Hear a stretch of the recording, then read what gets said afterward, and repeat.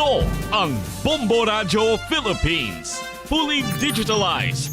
Numero 1 sa balita, komentaryo, drama at serbisyo publiko.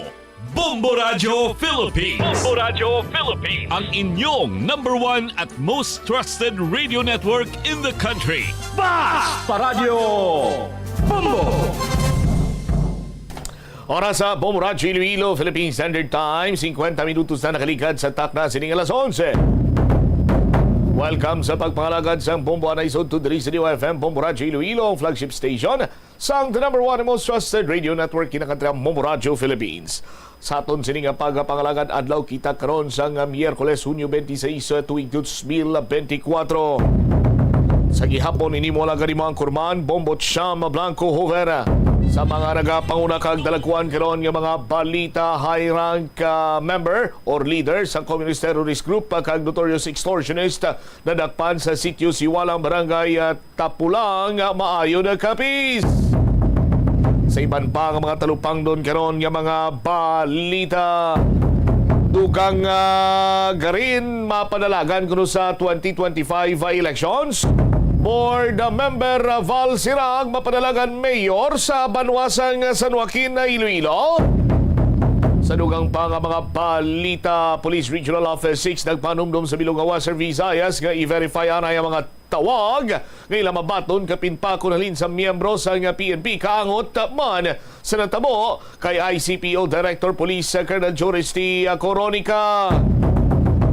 Dugang pa nga mga talupang doon nga mga balita, police reports na lalaki gintino patay sang wala pa magkilalan nga individual nga iya nakabay sa may barangay Talibong Pequeño, Mina, Iloilo. Pinungguan niya kuno ni pagbunggoy ginabutan niya sa nga pusel kag ginaluthang patay ginang biktima. Madalagwar mga balita, issues kay impormasyon ng main sentro karon sa aton sining pagpangalagad sa gihapon diri sa palatuntunan na Bumbuhanay sa Uto. Sa pagplastarman sa biktima sa nagluntad sining pangbuli sa China Coast Guard ginapathag diri mga biyan sa natungdan no nga ining si Seaman First Class Jeffrey Facundo nga miyembro sa Naval Special Operations Unit nga hungod ang pagbunggo sa ila sa Chinese Coast Guard nga gintunaan man sa pagkautod sa iya sining kamot. Sa ginpanigayon sining Senate Committee on Foreign Relations sang ang Seaman no sa Philippine Navy nga nautdan sang iya sining kamalagko sang nagpatigayon sang resupply mission para sa BRP Sierra Madre ginabungguan ini siya patpat diri ni Seaman First Class Jeffrey Facundo nga binungguan hungod ini sila nga ginabungguan sang nasambit sining sakayan man sang Philippine Coast Guard no sa aton sining mga kabumbo nagapakita lamang ati daw iya sang punaw karon ang Chinese Coast Guard ang China sa pagpangbuli kag naglamot nga ni sa punto nga nadugana kag nautan sa tudlo ang isa sa mga katapo sang NAVSO no sa aton sinikaron niya nga mga taga-palamati pero ang aton siniya nga gobyerno hindi man niya mag-head on sa China kag nagparawagan lamang diri sa paghangop kag pagpabilin no sa matawhay sini iyang paminsaron kag mentalidad pananglitan nga makasalapos ang kasubong sini iyang mga insidente. Sa aton sining mga kauturante amuning isa pagin sa mga lihok kani sang aton sining presidente nga wala to siya nagpanugid sa aton sining ginakabig nga Big Brother no ang aton sining kalyado nga pungsod amo ang pungsod Amerika sa aton sining mga kabumbo kag ginagani na interview man naton isa diri ka anay admiral kag nagpayag diri si Sir ngati sinya mas mayo kung hindi kita maglabot sa shooting war no kay di man lipod si balos ang mga kabumbo naton ngati way kita padaog pungsod China Pero kung tani man lang, may haraman sa mga bulig sa aton bala in terms of legality. Abi dira karon, ngati kung ano man dira nagakigo sa nga sanksyon nga dapat iya karon itampalas man sa bahin sa China, kung tani mas mayugid sa aton sini karon nga mga kabumbo. Kung ako yung maglantaw, hindi kabayad ang medalya sa medalya ng ano ganito? Tong medalya sa pilason bla. Kung lang itong pagkabit siya, kung napatay to si Sima na first class Jeffrey Facundo, propilaan man lang to ka flag kag kung ano pa nga mga medalya hatag siya pero kung why karon sang lihok sa bahin kami karon na sang mga kalyado naton nga pungsod ngati as early as 2016 ang ang ruling sila diri Banwa sang UNCLOS ngati why niya sang kalabot-labot gani ang China ila siniya pagpangangkon lang sang hindi ila sa aton sini nga mga kabumbo. O galing kita mo lang likaw lang kita sa posible tunaan sang dako sini iyang gamo pananglitan nga kon magbalos man kitabi, magbalos man ang aton sini nga mga soldado. O kagati sa subong iyang mga panyimpo, hindi man niya tawag sini nga katalawan ang paglikaw sa gamo, pagbiya sa gamo, or paggalikaw kay nahibaluan man naton nga kung hindi ka maglikaw sa gamot magadako pag ang problema sa aton sini nga mga kabombo. Pero kung mayara sa mga malain sini nga balita karon mayara man sa nga mayong balita kay ang ayuda o rining suporta sa mga mangunguma nga palay ginpasiguro diri karon sa kamara. Matapos sinibanwa nga gintala na ang paglubos ang presyo sang bugas umpisa sa bulan sang Hulyo ginpasiguro sa Kamara nga ginapamunuan karon ni Speaker Ferdinand Martin Romualdez ang paghatag sang suporta sang gobyerno sa mga mangunguma sang palay diri sa pungsod. Pinagi ko sa subsidiya agud iya nga mabuhin-buhinan ang nasambitan sining pagpangabudlay man kag pagkapuraot man sa bahin karon iya sa sitwasyon sa mga mangunguma. Sa pahayag ni Speaker Romualdez sa administrasyon kuno ni President Ferdinand Bongbong Marcos Jr. nagapanindugan gid nga ila sini alungayon, ila sini ulikdan kag tingwan nga mapasanyog ang lokal nga mga mangunguma. Mientras tanto, Speaker Martin Romualdez nga nag-import ka mo ang iban to yung mga mangunguma sa iban sining pungsod amo nagamanggaranon diri ang mga mangunguma naton padayon nga nagausmod sa lao. Dugang pagin sining mga balita kag impormasyon detalye sa mga nagapaunang mga balita lokal balikan ta pagkatapos ang Bombo Network News. Yari nga mga epektibo nga pamaagi agud mapabilin nga safe ang pagkaon sa imo pamilya. Lutoon sa maayong pagkaon, ilabi na ang karne, manok, itlog, kag mga seafoods. Sa pagluto sa mga pagkaon nga may sabaw o konsarsa, pabukalan, kag paturon nga nagalabot ini sa 70 degrees Celsius ang temperatura. Bago kaunon, initon sang husto ang mga nabilin nga mga pagkaon o konsudan. Taguon ang pagkaon sa hustong temperatura. Ito ang Bombo Radio Philippines. Fully digitalized. Numero 1 sa balita, komentaryo, drama at serbisyo publiko. Bombo Radio Philippines. Bombo Radio Philippines. Ang inyong number 1 at most trusted radio network in the country. Fast sa radyo Bombo!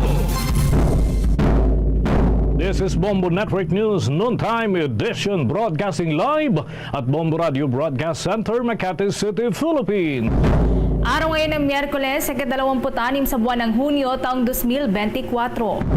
Sa ating mga headlines, monster ship ng China umalis na raw sa may area ng El Nido dyan sa Palawan at dumaan sa may area ng Scarborough Shoal ayon sa isang maritime security expert. Pilipinas naman nagpadala na ng note verbal sa China kaugnay sa panibagong insidente sa Ayungin Shoal base yan sa Department of Foreign Affairs. Pamilya Duterte, hinaakusang gagamitin daw yung pagtakbo sa Senado ng 3 miyembro ng naturang pamilya para makaiwas sa mga legal na pananagutan ayon sa ilang mambabatas. Presyo naman ng itlog, asahan daw na bahagyang tataas sa mga susunod na buwan. Ang grupong Sinag iginiit na hindi daw makatotohanan na makakamit ang murang presyo ng imported rice. Grupo naman ng mga general at flag officers may panawagan sa Maritime Council na ibigay sa Armed Forces of the Philippines at sa Philippine Coast Guard ang pagtugon sa tensyon sa bahagi ng West Philippine Sea. Sa international news naman, nasa 71 katao na ang patay habang libo-libong residente naman na-display sa malawakang baha na patuloy na nananalasa sa southern China. Sa ating balitang palagkasan, itong si Justin Brownlee hindi nawawala ng pag-asang makakapasok pa rin sa Olympics sa kabila ng malalakas na katunggali sa Olympic qualifying tournament. At live nationwide via satellite, dumako na tayo sa mga detalye ng ating mga balita. Tuluyan na ngang umalis mga kabombo, mga ka-Star Nation ang dambuhalang barko ng China, partikular na ng kanilang Coast Guard na tinatawag na Monster Ship mula sa kabuang bisinidad ng El Nido, Palawan. Ito ay base na rin sa West Sea Monitoring ni Sea Light Director at United States Maritime Security Expert na si Ray Powell. Dakong alas 7 ng umaga dumaan ang naturang Monster Ship sa naturang bahagi ng karagatan at may bow number 5901 sa 1 hanggang 2 kilometro mula sa naturang shoal. At una nga rito ay namataan ang higanteng barko sa layong 40 nautical miles mula sa El Nido nitong araw po ng Martes. Nung Lunes naman ay naispatan itong umaaligid sa Ayungin Shoal kung nasaan ang BRP Sierra Madre at sa Sabina Shoal kung saan ay nakaistasyon naman ang BRP Teresa Magbanwa. Nagpadala na rin ng note verbal ang Pilipinas sa China kaugnay sa panibagong insidente doon sa Ayungin Shoal na ikinasugat ng ilang mga tropang Pilipino. Ito ang kinumpirma ni Foreign Affairs Secretary Enrique Manalo sa International Media Conference kung saan tinalakay ang naturang issue sa West Philippine Sea. Una na ngang naghain ng panibagong diplomatic protest ang Department of Foreign Affairs noon niyang nakalipas na linggo laban sa mga aksyon ng China sa kasagsagan ng resupply mission noong Hunyo 17. Ikinukonsidera din ng Pilipinas na ipatawag si Chinese Ambassador Wang Shilian kaugnay sa insidente. Sa pagdinig naman sa Senado nitong araw ng Martes, sinabi ni Secretary Manalo na sisikapin nilang ibalik ang dialogo sa pagitan ng Pilipinas at China sa gitna yan nagpapatuloy na tensyon sa West Philippine Sea at nanindigan na mangingibabaw pa rin ang dialogo at diplomasya kahit pa sa pagharap sa mga seryosong insidente. Sa karagdagan pa nating balita, nagpahayag na rin ng pagkundina ang war veterans ng ating bansa laban sa barbaric at mapangalipusta at provocative na aksyon ng China sa komprontasyon sa pagitan ng mga tauhan ng China Coast Guard at tropa ng mga Pilipino sa kasagsagan ng resupply mission sa outpost ng ating bansa dyan sa BRP Sierra Madre sa Ayungin Shoal sa parte ng West Philippine Sea na italayan noong 17 ng Hunyo ng taong kasalukuyan na nagresulta naman sa pagkasugat ng ilan sa mga tauhan ng Philippine Navy at naputulan pa ng daliri ang isa sa kanila. Nagpahayag din ng suporta ang Veterans Federation of the Philippines para kay Pangulong Ferdinand Bongbong Marcos Jr. sa pagigit ng karapatan sa bahagi ng West Philippine Sea na pasok sa 370 kilometers exclusive economic zone ng ating bansa. Umaapila din ang war veterans sa international community para naman kundinahin ang mga agresibong aksyon ng China sa ngalan na rin ng sangkatauhan at pagrespeto sa international law at rule-based international order.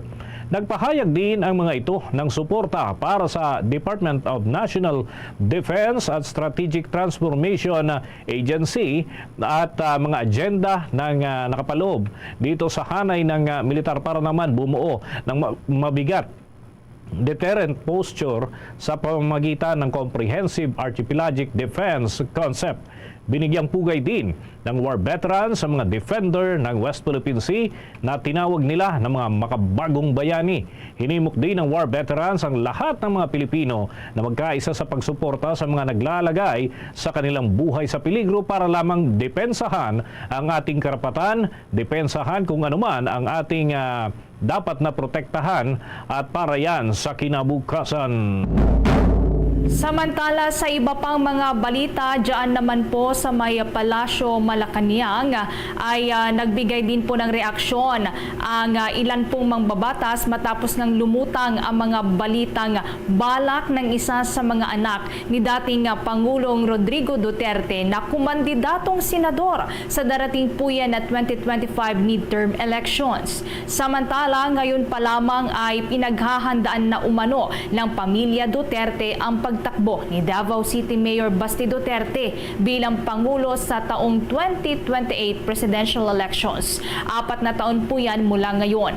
Habang si Vice President Inday Sara Duterte naman ay posibleng bumalik at kumandidatong mayor ng Davao City. Base yan sa kagustuhan ng kanyang ina, alinsunod na rin sa naging pahayag mismo ni Vice President Sara.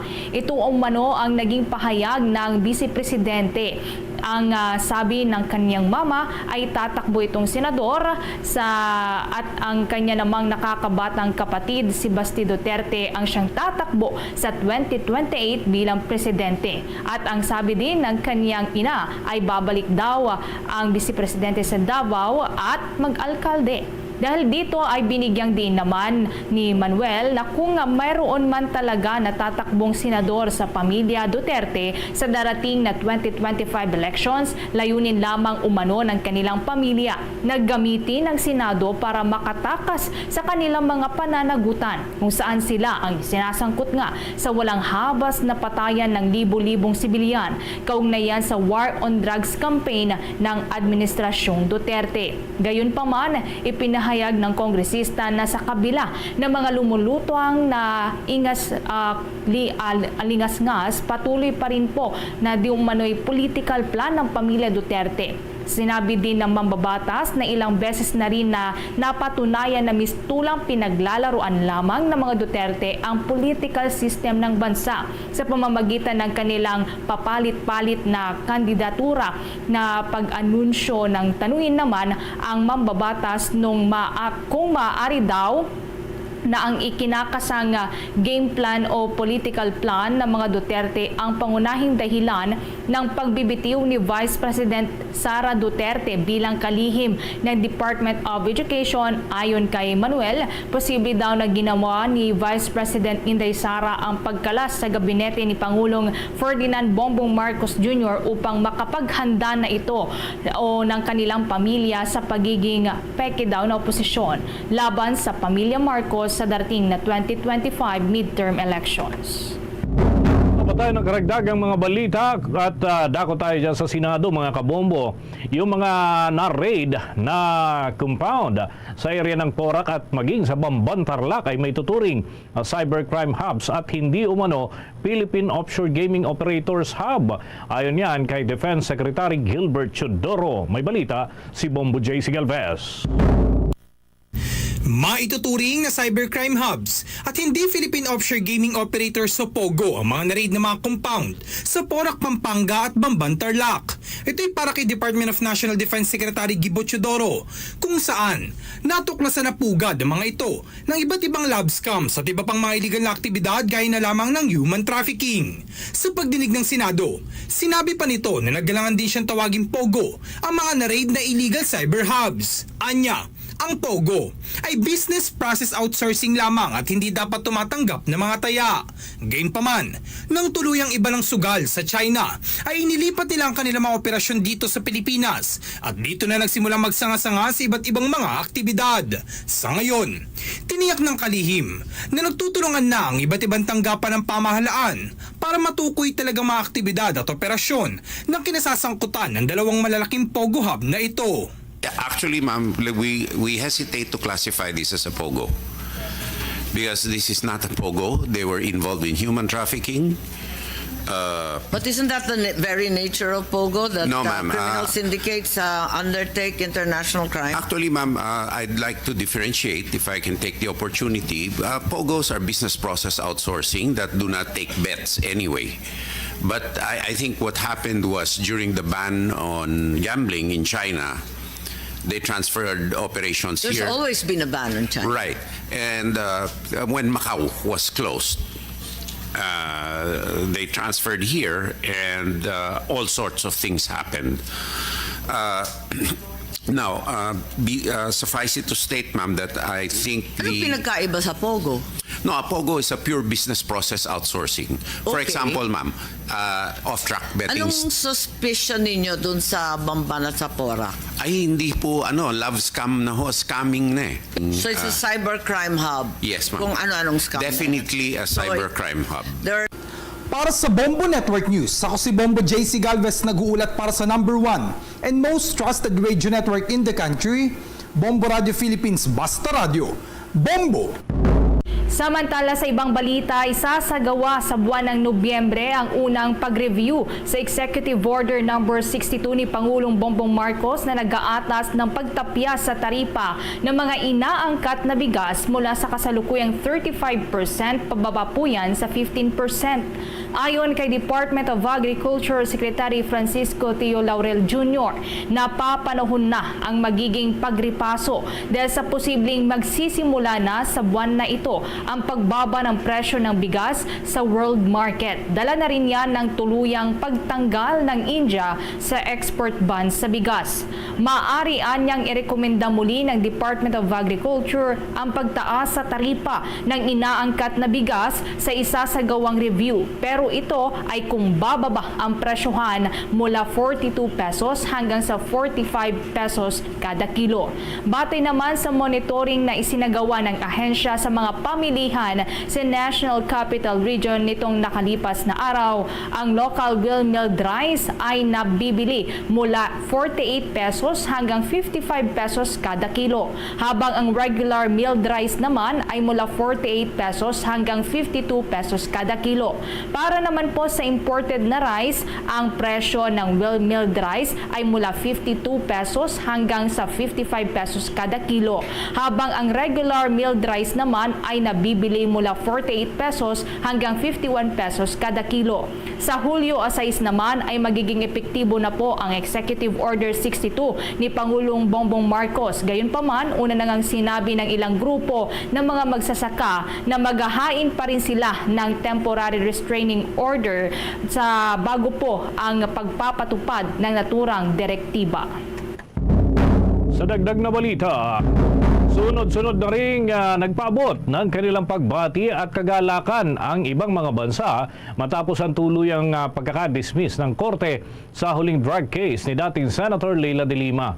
Maliban sa Estados Unidos na agad nagpalabas ng kanilang pagbati matapos ang desisyon ng hukuman, nag-issue na rin ng kanilang pahayag ng kagalakan ang mga ambassador ng European Union, Canada, Germany, United Kingdom, Australia, the Netherlands at France. Ayon nga kay European Ambassador Luc Veron, ang naging desisyon ng korte ay may tuturing na panalo ng hustisya. Natutuwaan niya ang 26 na miyembro ng European Union sa naturang desisyon na nagpapakita ng hustisya at karapatang pantao. Ayon naman kay Canadian Ambassador David Hartman, welcome sa kanyang bansa ang naging desisyon ng korte. Malagaan niya ang transparency, evidence at kalayaan ng hudikatura para naman sa pagpaabot ng hustisya.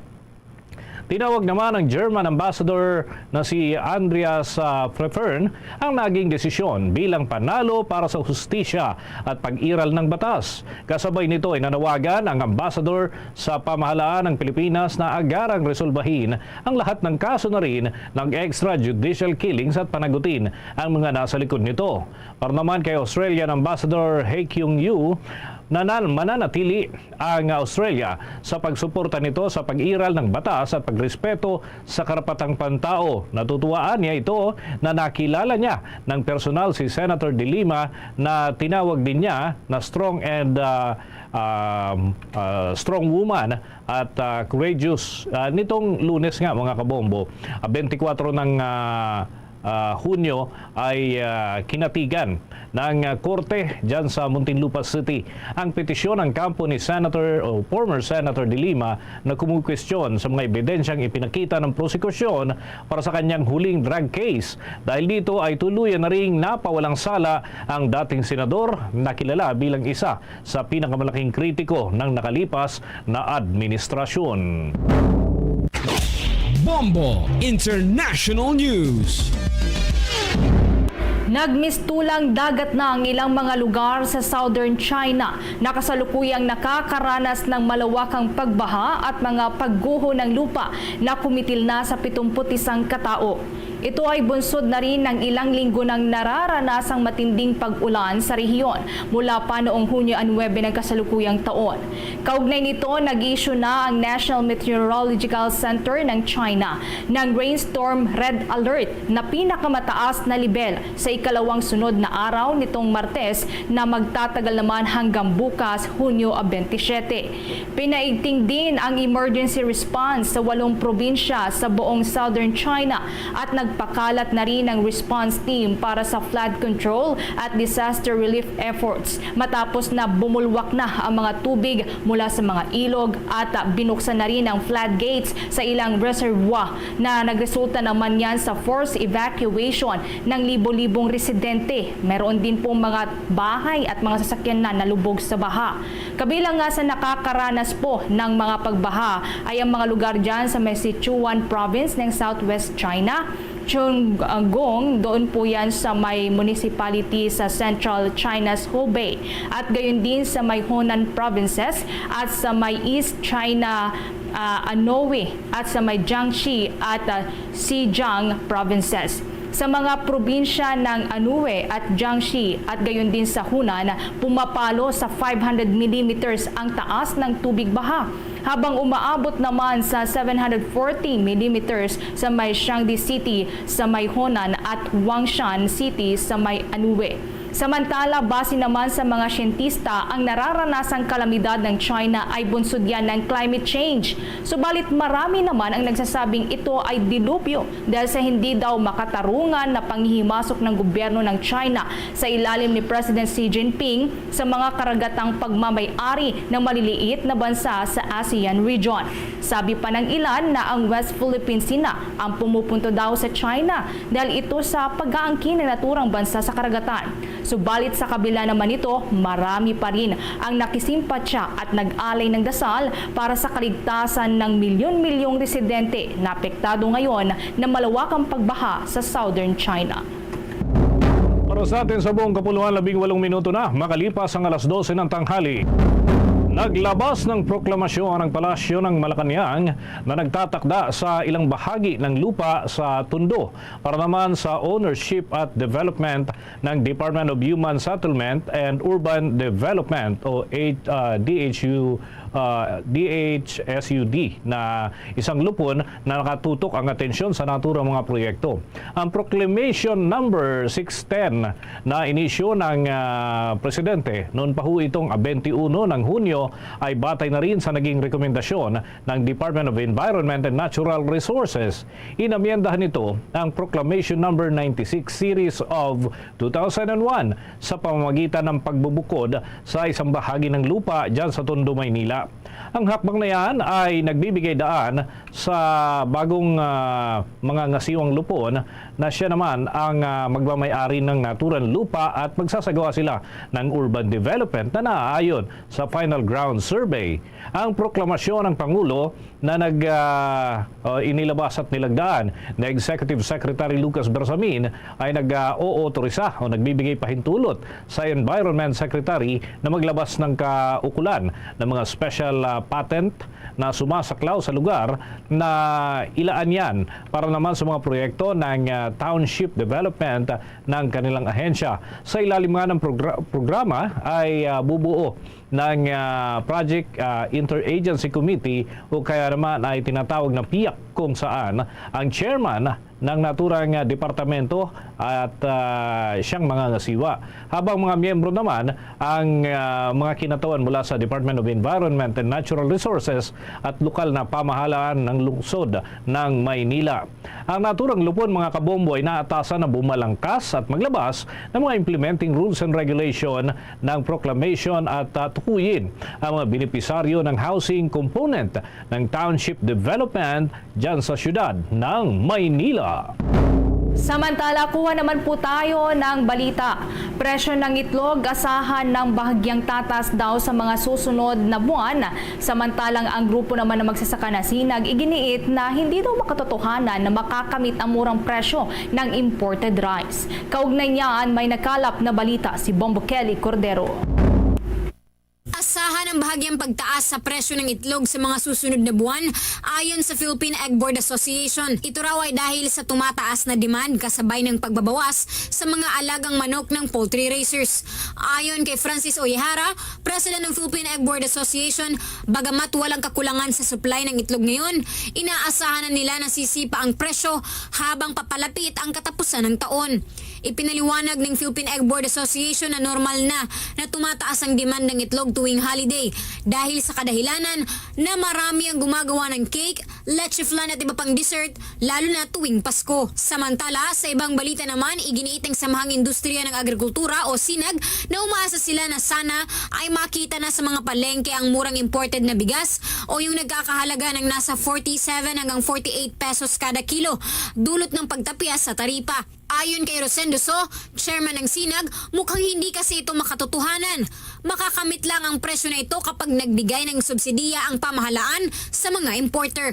Ibinahagi niya na dati pa man kasi ay sinasabi na nabababa ang presyo ng imported na bigas, pero noong bumaba raw ng taripa ang India at Pakistan sa nakaraang 3 taon ay hindi naman bumaba ang presyo ng imported rice, sa halip ay tumaas pa. Kung titingnan natin yung dagdigan na price, hindi kikita yung importer. Medyo malabo yun, no? So, except kung subsidized. Para sa Bombo Network News, Bombo Kelly Cordero nag-uulat para sa #1 and most trusted radio network in the country, Bombo Radio Philippines. Basta radio, Bombo! Oras natin sa buong kapuluan, 22 minuto na makalipas ang alas 12 ng tanghali. Nakatakdang ipakita ng Philippine Air Force ang kapabilidad sa territorial defense kasabay na rin ng magiging selebrasyon ng ika-77 founding anniversary sa 1 ng Hulyo. Magsisilbing highlight ng selebrasyon ang naturang simulation. Ayon nga yan kay Philippine Air Force spokesperson Colonel Maria Consuelo Castillo. Ang magiging senaryo mga kabombo ng simulation na yan ay ang pagbawi sa isang teritoryo na kasalukuyang hawak ng enemy forces kung saan ay gagamit dito ang Air Force ng iba't ibang mga taktika at kapabilidad upang makuha muli ang naturang teritoryo. Kabilang naman sa mga ipinapakitang taktika dito ay ang airstrike, intelligence, reconnaissance at surveillance sa naturang lugar gamit ang mga unmanned aerial vehicle. Gagamit din mga kabombo ang Philippine Air Force ng Black Hawk helicopters ng kanilang tanggapan at ipapakita rin ang mga bagong ground-based aerial defense system na may kakayahan na mag-detect at yan ay matukoy nga yung mga target na lalo na kung may mga aircraft yung kalaban at iba pa. Ang naturang defense system ay kinilala bilang isa sa mga pangunahing defense system sa buong mundo. Ginagamit din yan upang i-neutralize ang mga surveillance threat sa ating bansa. At nabili ito ng Department of National Defense mula sa Israel sa ilalim ng Horizon 2 projects ng Armed Forces of the Philippines Modernization Program. Magsisilbing pangunahing venue ang Basa Air Base sa Florida, Pampanga at Florida Blanca dyan sa lalawigan ng Pampanga upang maging base ng naturang mga aktibidad, ngunit ito ay extended hanggang sa mga karating na lugar, kaya't antabayanan mga kabombo, mga update hinggil pa rin sa naturang mga aktibidad. Sa ibang balita, ibinasura ng Commission on Elections, ANBAC, ang petisyon para muling buksan ang ballot boxes na ginamit noong 2022 elections. Una na ngang inihain ang naturang apila ng tinatawag na trio na binubuo ni na dating Information and Communications Technology Secretary Eliseo Rio, dating Elections Commissioner Gus Lagman at dating Finance Executive Institute President Franklin Isaac. Kinumpirma naman ni COMELEC Chairperson George Garcia na ang motion ng tatlo kung saan hiniling ng mga ito na manual na isama ang ilang mga balota lalo na ang ginamit sa Santo Tomas sa lalawigan ng Batangas ay dinismiss ng ANBAC. Ang dahilan anya ng dismissal ng petisyon ay dahil inihain ng naturang grupo ang petisyon para ideklara nga failure ang halalan sa buong Pilipinas. Taliwas anya ito sa kanilang hinihiling na remedyo na pagbibilang ng mga balota. Maliban dito ay pinaliwanag din ni Garcia na mayroong nagpapatuloy na protesta sa Santo Tomas kaugnay naman sa posisyon ng alkalde ng syudad hinggil sa usapin kaya't hindi nila makuha ang mga balota sa lugar dahil na rin sa protective custody order. Binigyan din naman ng Department of Transportation ang kahalagahan ng proteksyon at job security ng ating mga kababayang seafarers. Ito ay inilahad ni Transportation Undersecretary for Legal Affairs, Attorney Rainier Paul Yebra, na siyang nagsalita sa ngalan ni Transportation Secretary Jaime Bautista sa isinagawang pagdiriwang ng Day of Seafarers kahapon. Anya sa kanya, ang naturang selebrasyon ay hindi lamang upang kilalanin ang kabayanihan ng ating mga marino, kundi pati na ang pagpapalakas ng kamalayan hinggil naman sa kanilang mahalagang kontribusyon sa ekonomiya at gayon din sa paghahanda sa mga darating panghamon na maaari nilang kaharapin. Samantala, kinilala naman ni Marina Administrator Sonia Malaluan ang sipag at dedikasyon ng mga harbor pilot at merchant marine officer na nanumpa sa nasabing pagdiriwang. Sinabi niya na sanay ang nasabing selebrasyon ay magsilbing inspirasyon din sa kanila kasabay ng paghihikayat na sana ay magtulungan ang naturang industriya upang masiguro ang masaganang kinabukasan para sa ating mga seafarers. Samantala, nananatili naman ang Pilipinas sa Tier 1, ang top ranking sa taunang Trafficking in Persons list ng State Department ng Estados Unidos. Ibig sabihin nito, napanatili ng pamahalaan ng Pilipinas ang pagsunod sa minimum standard para mapatigil ang human trafficking.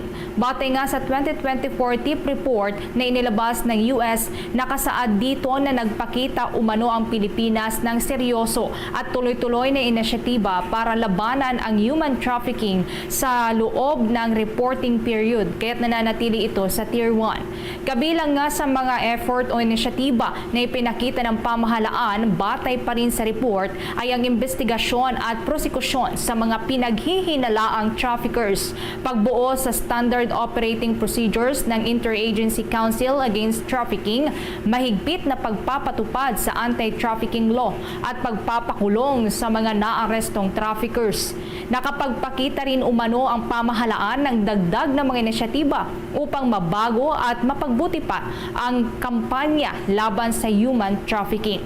Sa kabila nito ay nananatili umanong significant concern ang korupsyon at ang official complicity o ang pagkakaugnay ng mga public officials na may mga kaso ng human trafficking.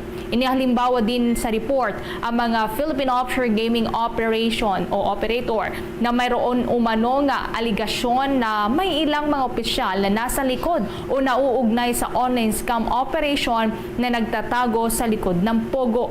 Bilang resulta, pinagsamantalahan umano ang hanggang sa 730 na labor trafficking victims. Bagaman sinimulan ng pamahalaan na imbestigahan ang kaugnayan o papel ng isang chief of police at 26 na iba pa sa hindi din umano nagbigay ng pamahalaan ng Pilipinas ng dagdag pa na update, partikular sa kung may iba pa na opisyal na nauugnay dito.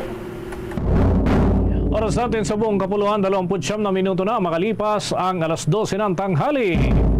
Pinangunahan ni Pangulong Ferdinand Bongbong Marcos Jr. ang awarding ceremony ng Walang Gutom Award na ginanap sa Palasyo ng Malacanang para yan sa 10 mga local government units sa ating bansa na may pinakamagandang anti-hunger initiatives and practices patungkol sa food security.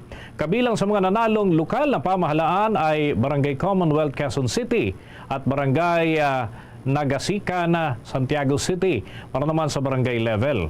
At ganun din yung Asuncion, Davao del Norte at Palumpon dyan sa Leyte, Bacnotan, La Union ang nanalo naman para sa municipal level. Habang ang Kidapawan City sa Cotabato, Bago City sa Negros at yung Cadiz City sa Negros pa rin, sakop po yan ng Negros Occidental at ang Mati City sa Davao Oriental ang tinanghal naman na winner sa city level. Ang probinsya ng Biliran ang napiling nanalo para sa provincial level. Pinili ang 10 lokal na pamahalaan batay na rin sa komprehensibong set ng mga kriteria na kinabibilangan ng impact ng kanilang programa at proyekto sa food security at nutrition, engagement sa komunidad at innovation, resilience, sustainability at efficiency sa service delivery. Tumanggap ang bawat winner mga kabombo ng tig 2 milyong piso na funding allocation mula yan sa Sustainable Livelihood Program o SLP ng Department of Social Welfare and Development, habang ang mga finalist na hindi naman nakakuha ng naturang panalo ay may maiuwi pa rin na 1 milyong pisong pondo mula naman sa naturang proyekto. Samantala, ang Walang Gutom Award ay kolaborasyon ng Department of Social Welfare and Development at Galing Pook Foundation o GPF na layunin na kilalanin at i-replicate ang mga best practices ng mga lokal na pamahalaan tungkol sa pagtugon sa food security at nutrition bilang bahagi ng layunin ng Marcos administration na matuldukan ng involuntary hunger sa taong 2027. Ipinag-utos na ng liderato ng Land Transportation Office sa lahat ng mga regional director nito sa buong Pilipinas na palawigin pa ang pagsasagawa ng road safety seminars sa mga tricycle driver. Ito ay kasabay na rin ng naging atas ni Land Transportation Office Chief Vigor Mendoza na pagbuo ng Tricycle Operators and Drivers Association Learning Centers. Ang mga ito ay itatayo sa iba't ibang bahagi ng bansa. Ayon kay Mendoza, kailangan na sumailalim sa malalimang road safety seminar ang mga tricycle driver upang matuto ang mga ito sa kanilang obligasyon at malaman ang mga akmang impormasyon ukol sa road safety. Maliban dito, ipinapakita din na ang karapatan ng mga tsuper. Kasabay nito ay pinapatiyak din ng LTO Chief sa mga Regional Director at mga Chief ng mga District Office nito na maglatag ng maayos na koordinasyon sa mga lokal na pamahalaan, lalo na at sila ang nagbibigay ng mga permit to operate sa mga tricycle driver. Plano ng LTO naman na gawing regular na ang seminar para sa mga tricycle drivers ukol sa road safety, lalo na sa mga driver na umaasa lamang sa pamamasada para matustusan ang kanilang pang-araw-araw na pangangailangan. Sa iba pa nating balita, plano ng Moro National Liberation Front o MNLF na makibahagi sa kauna-unahang parliamentary elections sa Bangsamoro Autonomous Region in Muslim Mindanao.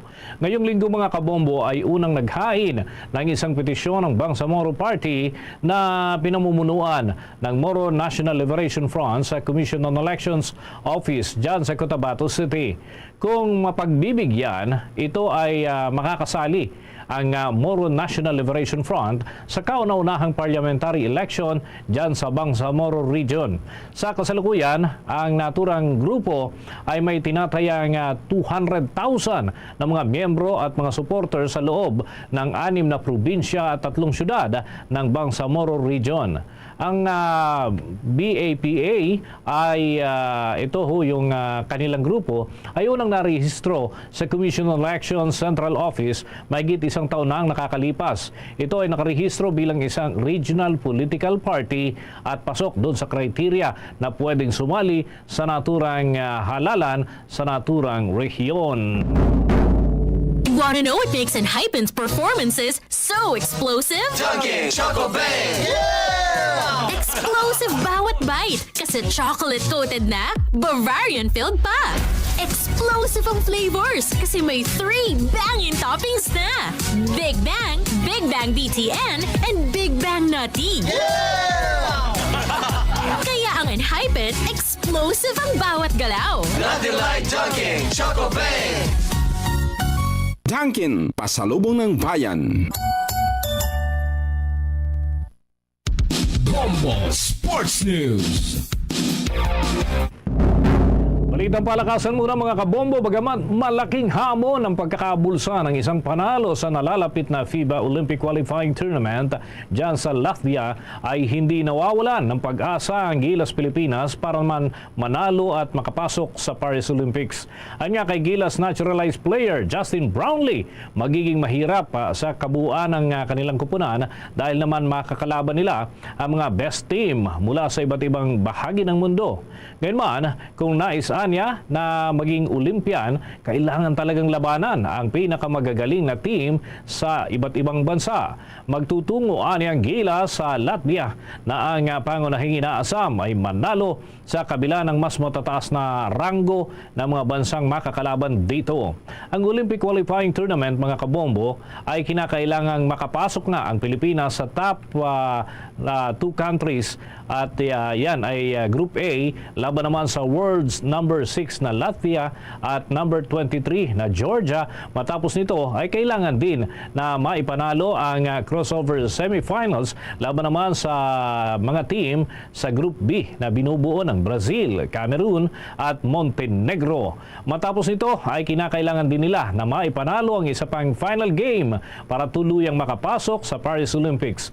Kung magagawa ito ng Gilas Pilipinas, ito pa lamang ang kauna-unahang pagpasok ng Philippine basketball sa Olympics mula noong taong 1972 at sa kasalukuyan ay pang 37 ang Gilas Pilipinas sa world ranking ng basketball. Basketball pa rin mga kabombo, pero ito naman sa NBA. Pinaubayan umano ni NBA legend at Los Angeles Lakers superstar LeBron James ang posibleng maging takbo ng NBA career ng kanyang anak na si Bronny James sa sarili nitong diskarte. At yan ang diskarte raw ng kanyang panganay, ang kanyang inaasahan.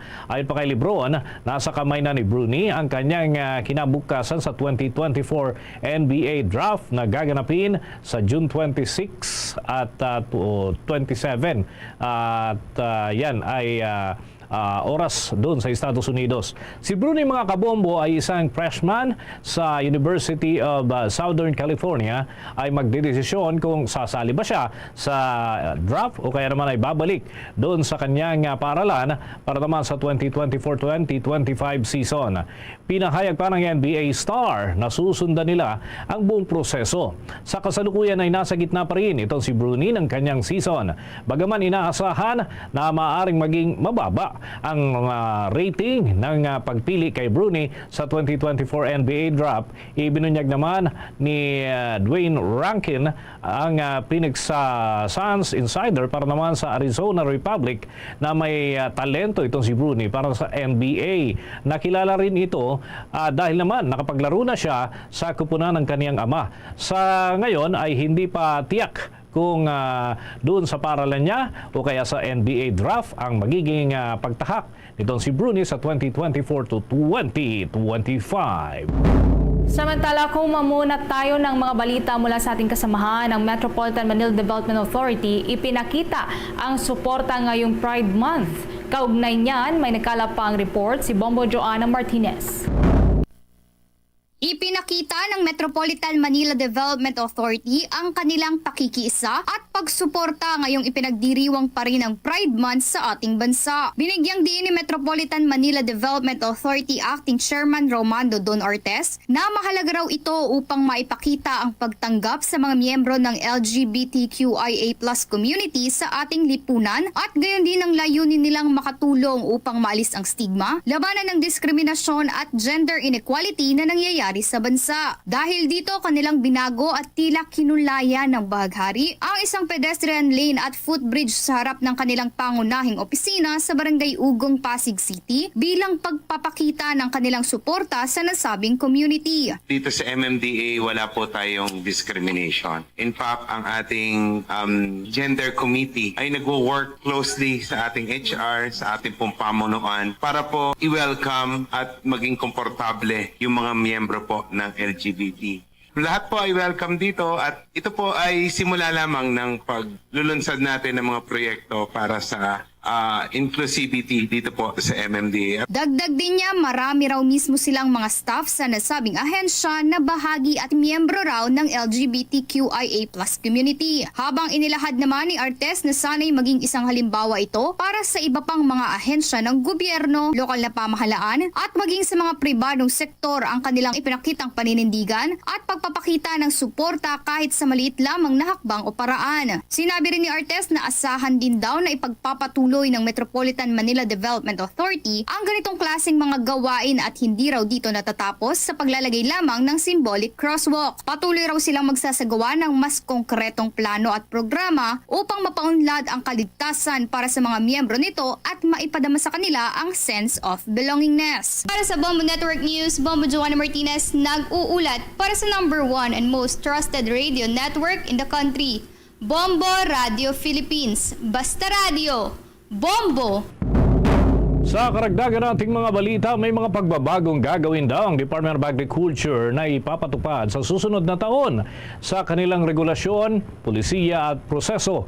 Sinabi ni Agriculture Undersecretary Asis Perez na layunin nila na mabawasan ang mga regulatory process bilang bahagi ng pagbabawas ng presyo ng mga pagkain at para lalo pang maging kaakit-akit para sa mga investors. Sa kasalukuyan kasi ay nagiging komplikado ang regulatory process at nauulit ang mga requirements kung saan ang bagsak nito ay idaragdag doon sa presyo ng mga bilihin.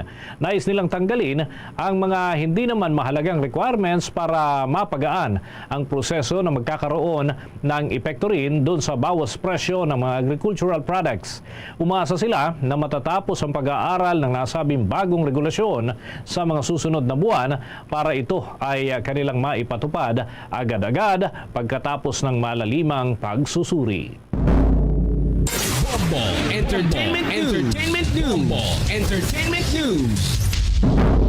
Bagamat isasagawang nalalapit na Olympics sa France, ang namesake o kapangalan po ng sikat na French fries, hindi pa rin po makakatikim ang mga Olympian ng fries sa kabuuan ng torneo. Ito ay matapos na magdesisyon nga ang mga organizer na tanggalin ang sikat na French fries sa listahan ng mga pagkain na isisilbi sa mga atleta. Ayon nga kay Stella Lamotte, ang Deputy Director for Catering sa Paris Olympics, hindi makakapag-offer ang organizer ng French fries dahil sa ilang technical reasons. Isa na rito ang hindi pagpayag sa paggamit ng mga deep fat fryers sa mga temporary kitchen. Kapalit nga ng french fries ay ang mga masasarap naman na lentil at iba pang gulay. Ngayong araw ng Martes nga, doon nga po doon sa naturang lugar sa Paris ay nagsagawa ang mga organizer ng unang test run kung saan ipinakita ang mga food offering sa publiko, sports figure at mga mamamahayag. Kinabibilangan ito ng mga pagkain mula sa iba't ibang bahagi ng mundo kung saan 50 dishes po ang isisilbi araw-araw. 25 po dito ay 100% na vegetarian. Malaking porsyento rin ng mga isisilbing pagkain ay bahagi naman ng French gastronomy.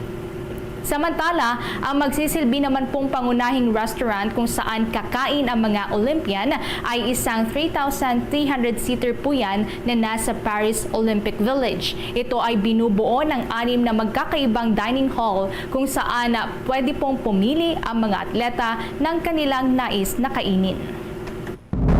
Samantala mga kabombo, dako na tayo sa ulat ng ating mga himpilan. Itong grupo ng mga general at flag officers, mga kabombo, ay may saloobin hinggil sa sitwasyon dyan sa handling ng sitwasyon nga dyan sa West Philippine Sea. Alamin natin ang kabuuan ng detalyeng hawak nga ng Bombo Radio Iloilo. Nanawagan ang grupo na mga retiradong opisyal ng Armed Forces of the Philippines sa National Maritime Council na panahon na upang ibigay sa principal government agencies ang pagtugon sa tensyon sa West Philippine Sea. Sa panayam ng Bombo Radio Iloilo kay retired Vice Admiral Emilio Marayag Jr., Presidente at Board Chairman ng Association of Generals and Flag Officers Incorporated, sinabi nito na marami pang dapat pag-aralan ang National Maritime Council na pinamumunuan ni Executive Secretary Lucas Bersamina. Ayon kay Marayag, nararapat na ipaubayan na lang ng Executive Secretary ang pagtugon sa Armed Forces of the Philippines at Philippine Coast Guard na siyang mas may alam sa pagresolba sa tensyon. Anya, paulit-ulit ang pagpalya ng pamalaan na protektahan ang West Philippine Sea mula sa mga dayuhan lalo na sa China. Nagpapakita lamang umano ito ayon kay Marayag na walang konkretong plano ang pamalaan para ibalik ang full sovereign control sa lugar kasamang lahat ng maritime resources nito. Dapat rin anya na nakabase sa independent foreign policy ang lahat ng hakbang ng pamalaan upang maibalik ang kontrol sa territorial waters ng bansa. Bago pa lang po yung National Maritime Council natin, malamang medyo baka kailangan pa sigurong dapat pag-aralan kung ano talaga yung mga bagay-bagay na dapat hawakan ng council o kaya bagay-bagay na mas magandang ipasa ng council doon sa principal agency, government agency na mahawak ng pangyayaring ito. Si retired Vice Admiral Emilio Marayag Jr. para sa Bombo Network News.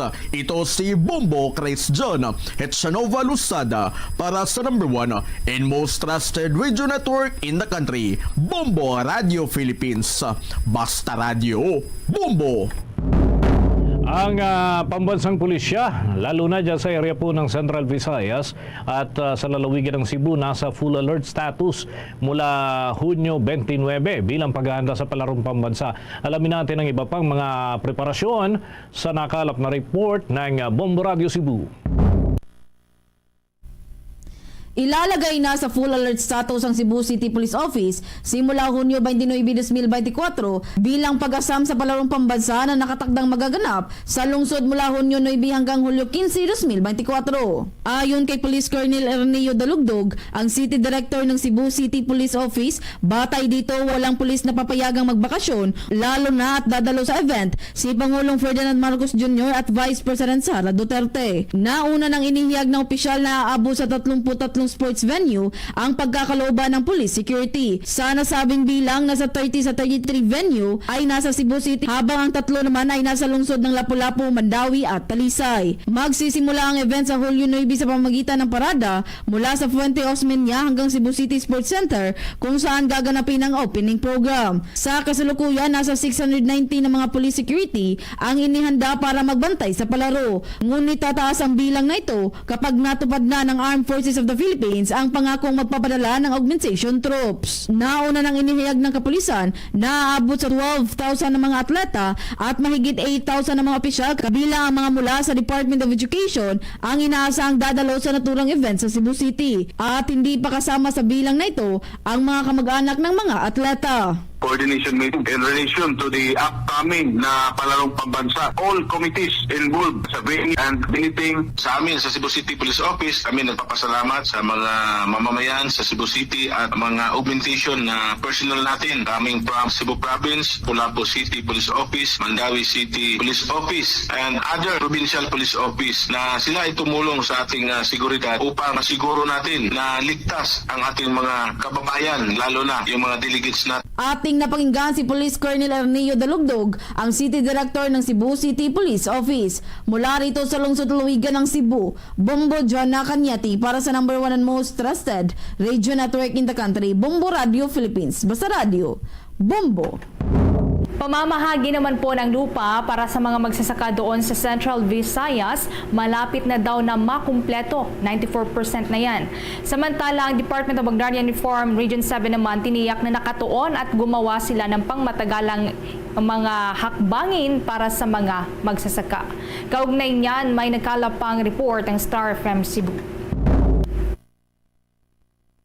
Nasa 94% na ngayong kumpleto at malapit nang matapos ang pamamahagi ng mga lupa sa mga magsasaka sa Central Visayas sa ilalim ng Comprehensive Agrarian Reform Program. Inihayag ni Department of Agrarian Reform 7 Regional Director Limedes Villarreal na naipamahagi na ang kabuuang 190,414 mula sa 202,827 hektarya ng lupain sa 160,650 na mga benepisyaryong farmers at farm workers. Kabilang dito ang 93,491 agrarian reform beneficiaries sa Negros Oriental, 33,880 ARB sa Bohol, 32,450 sa Cebu at 829 sa Siquijor. Bukod dito, nagbibigay naman ang kagawaran ng subsidiya para makatulong sa pagpapagaan ng pasanin ng mga Pilipinong magsasaka sa pampinansyal na aspeto sa kanilang pagbili ng mga boto, pataba at kagamitan na kailangan para sa pagsasaka. Hinimok naman ni Villarreal ang publiko na suportahan ang mga hakbangin na magpapaunlad sa buhay ng mga ito.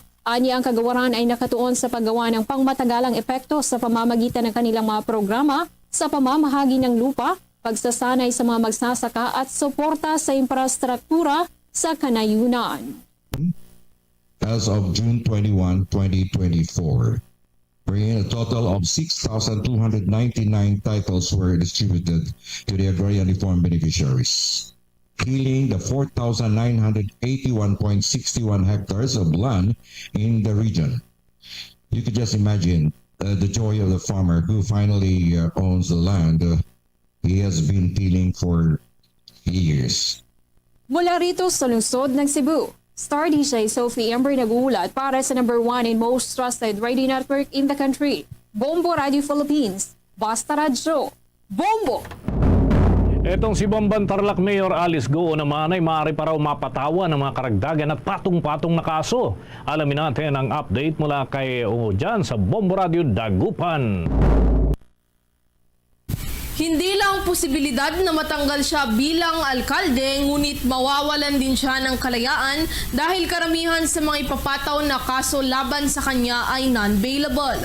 Yan ang ibinahagi ni Attorney Joseph Emmanuel Serra, isang constitutional lawyer, kaugnay sa nakatakdang paghahain ng mas marami pang kaso ng Presidential Anti-Organized Crime Commission laban kay Bamban Tarlac Mayor Alice Goo. Aniya na kapag napatunayan na hindi ito Pilipino, ay haharap ito sa patong-patong na kaso kung saan ang preventive suspension na ipinataw sa kanya ay hindi naman talaga penalty. Ngunit isa lamang itong paraan upang siya ay malayang maimbestigahan upang malaman kung sapat ang ebidensya laban sa kanya. Kaugnay naman sa kanyang late registration ng kanyang birth certificate, ani Atty. Serra na kapag mapag-alaman na may kinalaman din ng mga opisyales na nag-register sa kanya ay maaari silang umpan ng kaso. Ang paghain kay Mayor Goo ng kasong human trafficking ay isa nga sa pinakamabigat na ipapataw sa kanya. Eventually, di ba, yung mga charges na ipa-file sa kanya in relation to her office, ombudsman, matatanggal siya administratively as a mayor ng Banban, and not only that, with the criminal cases that are being filed against her, she stands not only to lose her being the mayor of Bamban, she would also most likely lose her freedom dahil sa mga criminal cases. Most likely, most of them are non-bailable. She would lose most likely her freedom during the pendency or hearing of these criminal cases. Para sa Bombo Network News mula rito sa lalawigan ng Pangasinan, Bombo Nicolo Piranya nag-uulat para sa number 1 and most trusted radio network in the country, Bombo Radio Philippines. Basta Radio, Bombo! Oras natin sa buong kapuluan, 7 minuto bago sumapit ang 1:00 ng hapon. The Time Check was brought to you by Dunkin, pasalubong ng bayan. Bombo International News. Wildfires po doon sa Mexico, pinabagal daw ng bagyo, ngunit perwisyo naman para sa mga nabahaan. Kaugnay niyan, may nakalap na report ang Star FM Bacolod. Huminahon na sa damakmak na wildfire sa Mexico dahil na rin sa patuloy na pag-ulan sa mga apektadong lugar kung saan ay sinira ng mga apoy ang 23,000 na hektarya kahabaan ng lupain. Matapos ang 4 na araw na matinding pagkalat ng South Fork Fire at Salt Fire sa New Mexico, naging biyaya ang maulan na panahon sa simula dahil nakatulong ito upang maiwasan ang paglaganap ng apoy. Gayunpaman ang mga apektadong lugar ay binabalaan ngayon tungkol sa mga pagbaha. Nagpalabas naman ng flash flood emergency ang USA Today Weather Forecast Service sa lugar ng Ruidoso at Ruidoso Downs dahil sa posibleng panganib sa flash flood dahil sa matinding pag-ulan pagkatapos ng wildfire. Sa panayam ng Star FM Bacolod kay Rosalie Picayo, isang call center appointment setter sa Mexico, ibinahagi niya na ang embahada ng Pilipinas sa Mexico ay open sa kanila at nabilisan rin na magbigay ng tulong pag may mga kalamidad doon. Very open naman tutulong yung mga ating embahada ng Pilipinas. If we have their numbers and the calling cards with us that in case that we need help, we can easily reach them. Sa ngayon ay patuloy ang rescue operations at hinimok ang mga residente na lumipat sa mas mataas na lugar upang maiwasan ang mga panganib sa baha. At yan ang balita mula dito sa 95.9 Star FM Bacolod para sa Bombo Network News. Star DJ Asher nag-uulat para sa number 1 and most trusted radio network in the country, Bombo Radio Philippines. Basta Radio, Bombo! Bombo Sports News. Etong Pinoy boxer na si Jimmy Paypa ay excited na muling lumaban ngayong taon matapos na gumawa ng record at manalo ng ABF Silver Welterweight title. Alamin natin ang nakalap na impormasyon ng Star FM Manila. Mga kabombo ka Star Nation, nakahanda na muli ang Pinoy boxer na si Jimmy Paypa para sa kanyang susunod na laban. Ito ay matapos manalo ang boksingero mula Lanao del Norte ng ABF Silver Welterweight belt laban sa Thai boxer na si Campi Phaeum sa Thailand. Sa exclusive interview ng Star FM Manila kay Paypa, bukod sa pwenamanong panalo sa naturang titulo matapos mawala ng 6 na taon sa mundo ng boxing, proud ito dahil naging makasaysayan ang kanyang panalo via knockout sa loob lamang ng 1 minute and 53 seconds. 6 years ako 6 years akong 6 years akong huminto. Kala ko nga, kala ko retired na talaga ako kasi parang hindi talaga para sa akin yung boxing. Gusto ko yung boxing pero parang hindi talaga para sa akin kasi natalo ako ng successive. And then nag-work ako dito sa Malaysia as a coach.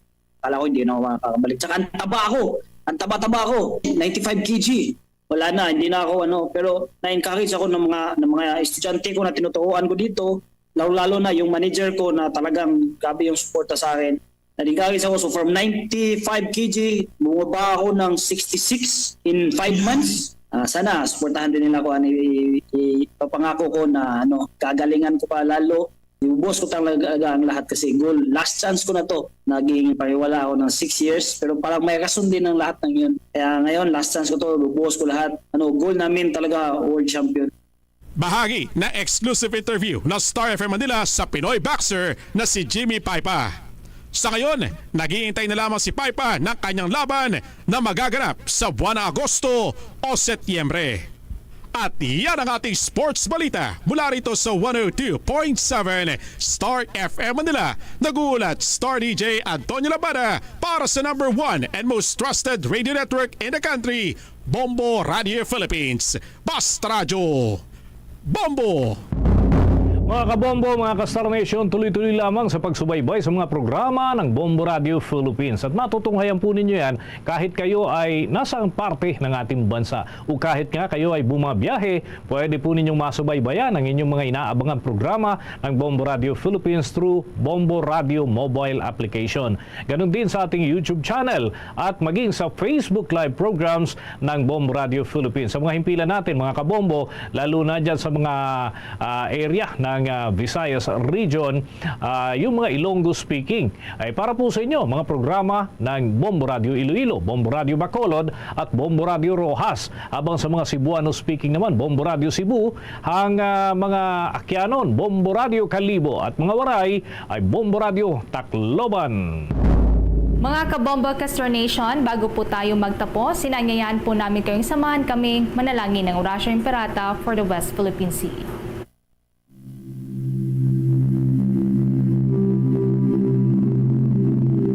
Our Lord God Almighty, maker of heaven and earth, the sky and the seas, look kindly on us, your children of the Philippine Islands, our home, now beset with tensions over our West Philippine Sea. We pray to you for peace over the part of our islands and waters. We pray that questions over it may be resolved through justice and respect for people's rights. We pray that no harm be done to our marine creatures and habitat. We pray that our fellow Filipinos protecting our islands and seas be kept from natural and man-made disasters. Loving God, you are a wonderful creator, our generous provider of good things. Send your Holy Spirit of wisdom and understanding to our leaders that they resolve this crisis with courage and the spirit of dialogue. Help us to remain faithful to your word and obedient to your will always. This we ask through Christ our Lord. Amen. Luzon, Visayas at Mindanao, yan ang kalipunan ng ating mga balita para sa pantanghaling edisyon ng Bombo Network News. Mula sa Bombo News Center para sa number 1 and most trusted radio network in the country, Bombo Radio Philippines. Basta Radio Bombo! Time in punto launa na sa hapon, balik na diri sa pagpangalagad sa Bombo Anay sa Udto sa DUFM, Bombo Radio Iloilo. Sa yapon ka po rin mo Bombo Chama Blanco Hover. Isaman karon sa aton sining talakayon nga tupiko diri ang pagpa-restore sa Fort San Pedro Drive-In Drabla. Sa dira sa may area later on with the Bombo Angel, check na siya sa aton man sining nga pagpangalagad. Unahon taniya na ining high-ranking communist terrorist group leader. Now, nga kung sa niinti isaman ini ka makabig naton nga notorious extortionist nadakpan dito sa may sitio Siwalang, Barangay Tapulang, maayon na Capiz. Kilalahon naton ining naaresto sang aton sining iyang kapulisan kaupunman sa report with a Bombo Marisol Binyasol sa report. Please come in. Yes, Bombo Cham, na dakpa na gid man diri ang isa ka high-rank communist terrorist group leader kag isa ka notorious extortionist nga diri gindakop no sa may barangay sitio o kon sa sitio Siwalang, Barangay Tapulang, maayon Capiz.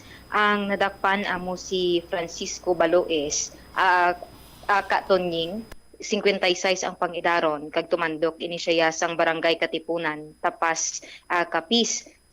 Isa ini siya no ang ginapang munuan ni Katonying ining kang 2010 hasta 2014 naging commanding officer ini sang Tugalbong Platoon kag 2015 tubtub 2017 isa ini siya ka commanding officer sa Batong Platoon. So sang natigayon naton nga ma-interview diri si Lieutenant Colonel JJ Javines, ang spokesperson sang 3rd Infantry Division. Bali sa duga nga pila pa gid ko mga information about kay Katonying, isa ini siya ka currently squad leader ini siya sang Squad 2 of Majaas 2 Central Front Committee Region Panay o kon ining CF KRP. So kilala ining si Katonying sa local sang Capiz diri sa may bahin sa kwartero sa maayon kag sa tapas nga gapamahog sang pila diri ka mga negosyante, construction companies kag mga mangunguma. Ginahatagan niya diri ka mga pila ka mga extortion letter pamutsam kag ginapanggilan ang mga pila ka mga natuhoy no nga mga individual. Base diri sa report sang Philippine Army kag Philippine National Police, mayara man kuno si Katonying sang siyam ka mga pending warrants kaang kaupod na diri ang kaso nga murder, unlawful possession of explosives with frustrated murder, 5 ka counts of rebellion, robbery in band kag violation sang anti-piracy and anti-highway robbery law. May ara ni nga nakapatong sa ulo niya nga nagabalor sang 150,000 pesos. Sa dugang no nga pila diri ka mga na-confiscate abi or na-recover sa conduct diri nga joint operations ang 12 kag 82nd Infantry Battalions upod man diri ang maayon kag kwartero Philippine National Police balin nakuha man diri ang M16 nga rifle, 45 caliber pistol, isa ka hand grenade, magazine sang M16 kag 45 caliber pistol, mga pila diri ka mga bala kag handheld radio. At the same time, may mga pilaman ka mga assorted medicines. Sa dugang balang payag aton ipabati ang aton ng interview kay Lieutenant Colonel J.J. Havines. No, ang nadakip ng na-apprehend ng tropa natin no na joint operations ng 12 IB, 82nd IB, local PNP Maayon at Kwartero at tropa din galing ng Capiz Provincial Mobile Force. Kahapon po yun, no, ang alas 7:50 ng umaga, sa operations po na ito, nahuli po natin isa sa pinaka-notorious no, na extortionist dito sa area ng Capiz na nangangalang si Francisco Baluis alias Katonying. No? Okay. Colonel, ano pong mga record nito? Si Katonying, napakarami pong mga kaso na i-file sa kanya. No? Isa na po doon ang murder with the use of unlicensed firearms, multiple counts of robbery in band. No? Makikita mo talaga dito kung gaano to talaga siya ka-notorious. Ano? Kasama na rin dito yung rebellion, illegal discharge of firearms, serious illegal detention, direct assault, multiple murder and multiple frustrated murders at iba pa, no, napakaraming case number nito kung makita mo yung listahan ng ating nahuli kahapon. Colonel, ilan po yung mga miyembro ng pinamumunuan nito? Ang grupo ni Katonying, mga isang squad lang ito siya kasi isang squad leader lang siya, no? Squad leader siya ng Squad 2. Ng Madya As 2 Central Front Committing Region Panay. So, mga more or less, mga 8 pababa lang ang membro nito. Nabatian diri ba mo cham ang kabahin sang ato ng interview kay Lieutenant Colonel J.J. Havines. All right. Ini si Bombo Marisol Binyas para sa the number 1 and most trusted radio network in the country, Bombo Radio Philippines. Basta radyo. Bombo. Salamat kid Bombo Sol Binyas kag congratulations man sa efforts sang aton sining mga law enforcers. Agon nga madakpan ining isa ka squad leader sang communist terrorist group, no? Ti dako ni nga kadulaan para karon iya sa nasambit sining grupo nga maresto ang ila sini iyang isa ka squad leader. No, nga among isa sa mga notoryo sining extorsionisto sa aton sining mga kabombo sandigman sa Philippine Army. 6 minutos na nakaligad sa takna sining launa. Istoryahan tani temprano pa ining update sa politika o kay dugang kuno nga garin mapadalagan sa 2025 elections. Samtang si board member Val Sirag bangod niya tapos na ang term ni Mayor Ninfa Garin. Do siya kunong matulog ang pangalan nga nagagwa diri nga magapadalagan sa pagkalkalde sa Banwa sa San Joaquin, Iloilo. I-check naton ina sa mga natipon nga balita ni Bombo Linsiba direktamente sa may provincial capital. Kag lantahon taman karon sa aton sini nga mga kabombo do hindi lang niya kay 1, 2, 3 nagadamo karon ang numero sang pila ka mga bantog sini nga pamilya nga nagasulod naman niya sa politika. Sinuayhan ang dugang siniya nga garin nga mapadalagan sa 2025 elections. Momolin sa report, please come in. Mayara Bombot Cham sa nga madugang no nga miyembro sa nga pamilya garin para sa pagka-board member ang padalaganan niya dari board member sa 1st District of Iloilo sa palaabuton nga 2025 elections. Ginkumpirma mismo ni Iloilo 1st District Congresswoman Janet Garin nga ang iya anak nga si Rica Jane Garin, anak nila dari ni Miagaw Mayor Richard Garin, amo ang magapadalagan Bombot Cham bilang board member talos kay board member Marcelo Valentin Sarag na ti last term yan na lang subong. So siya ang magabulos no sa or siya ning magapadalagan sa 1st District of Iloilo o Podya Mandari. Siyempre si board member si board member Joanne Herminanda for re-election naman niya. So ginkumpirma ina ni Congresswoman Janet Garin sa aton nga tingi anak dari no magapungko man tiginamatamat man kung makita nato no sa pipila ka mga programa, events nga ginapatigayon sa 1st District of Iloilo, ara man ang presensya no ni Rica Jane Garin, Bombot Cham sa pagserbisyo man sa mga pumuluyo sa 1st District of Iloilo. Sa bahin ni board member Valentin Sarag kay matapos ng iyang termino Bombot Cham, ginapananaw dari no ni Congresswoman Janet Garin nga si board member Val among magapadalagan bilang mayor sa Banwa sang San Joaquin, Iloilo. Actually, una dari ginkonsidera magani sa pamilya Garin kuntani nga si San Joaquin Vice Mayor Marvy Grace Tuya Lago magapadalagan for mayor, pero bangod sa natabo no sa bahin sa San Joaquin Hospital kay sa duta na ginatindugan sa ospital, so naglain niya ang ila dari no or wala na nila, so mong ginakonsidera si Vice Mayor Marvy Grace Tuya Lago.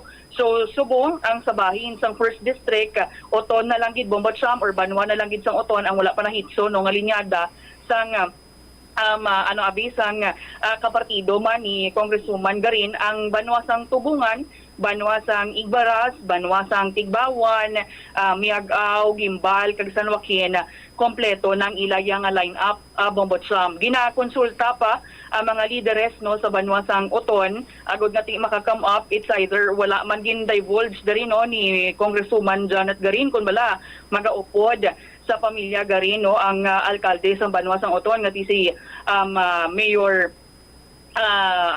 Mayor Sofronio Bombot Cham kag si Mayor Sofronio Fusin kag si Vice Mayor Jose Nilo Olivares, pero amo pa na ang ginahitso diri may konsultasyon pa ko na Bombot Cham kag may ilistoryahanay sa nagligad ang Igbaras ni kaguton amo pa ning ginahitso mo, pero Igbaras na kompleto na nila ang ilang line-up Bombot Cham. Ang Banwa na lang gid sang Oton nagapabili no nga ginaistoryahan pa sang pamilya Garin.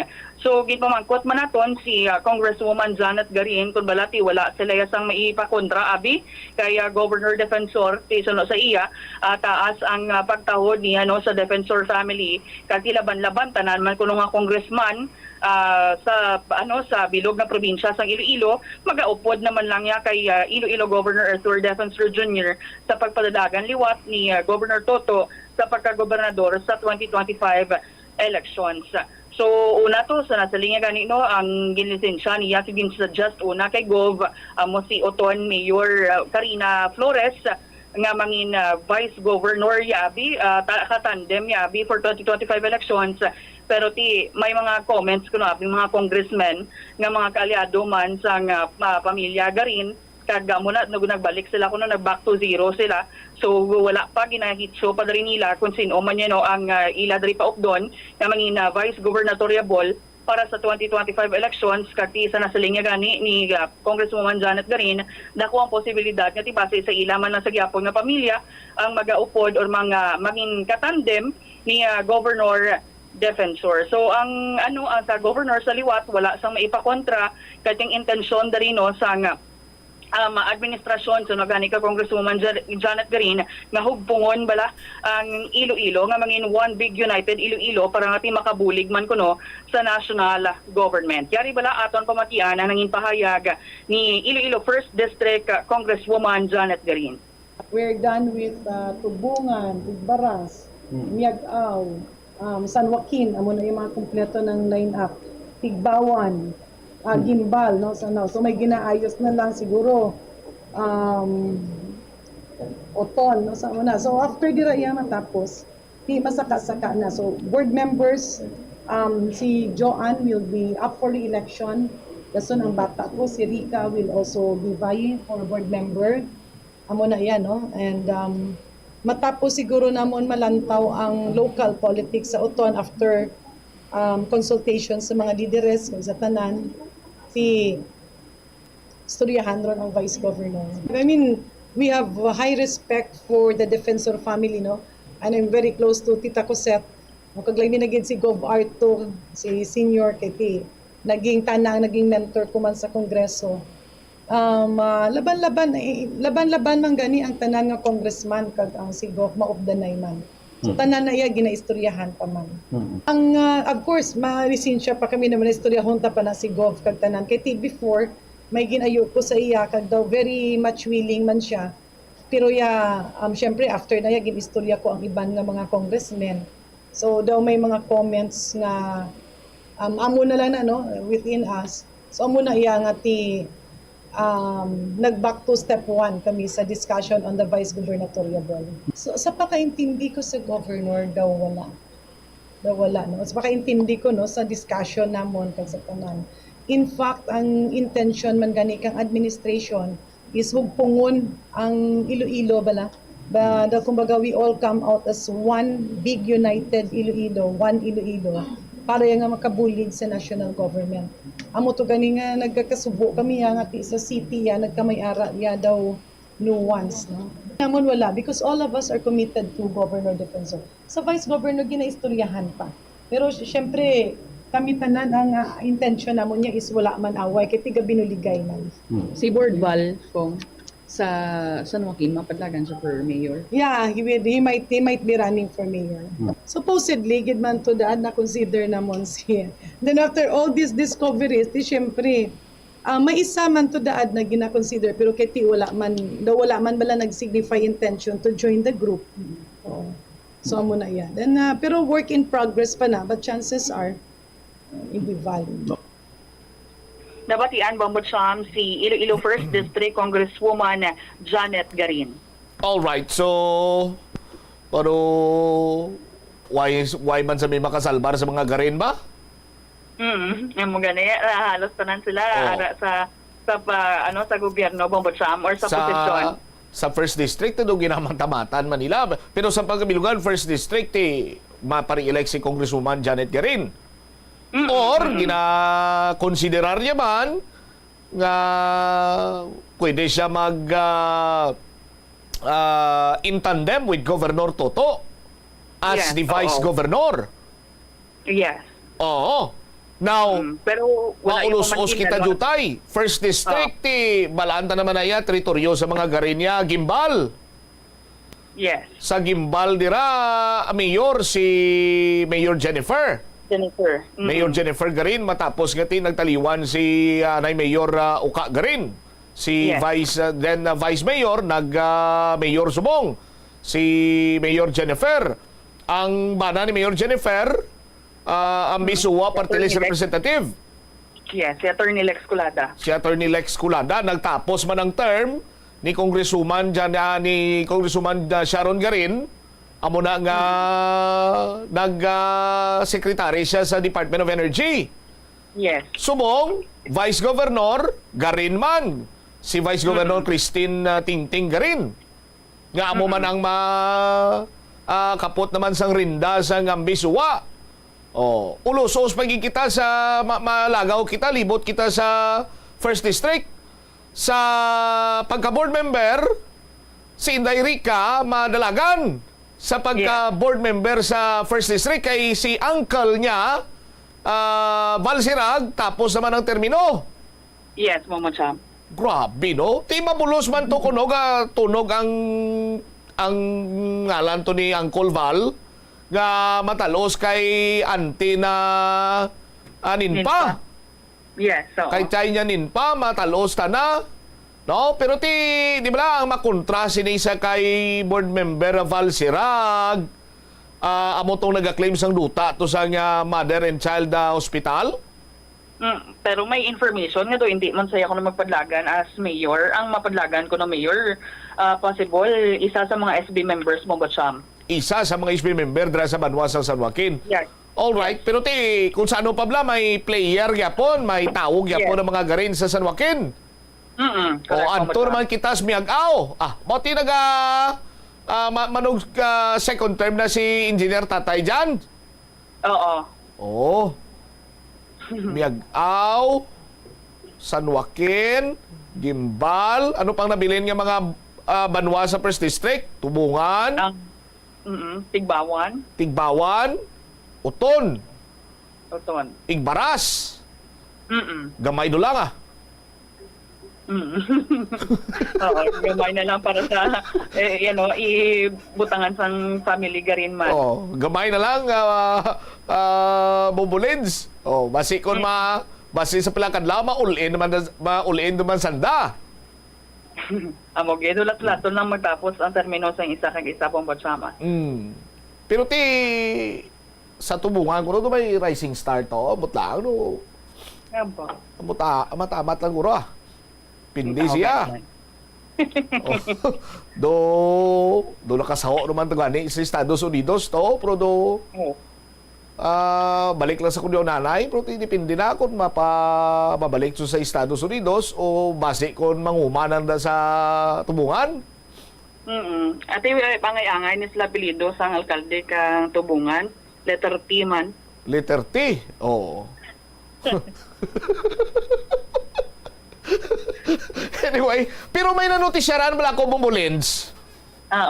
Oo. Do kasubong niya nga ginahimo na niya sang pila ka mga, hindi lang diri kay sa Iloilo Do kasubong niya ginahimo nila yung family affair ang politika. Dumamo to nga sang Sano lang to, nagdeklarar. Sino kaya nagdeklarar to? Si Vice President Sara Duterte? Oo. Nga may tatlo ka Duterte nga mapapili sa senador?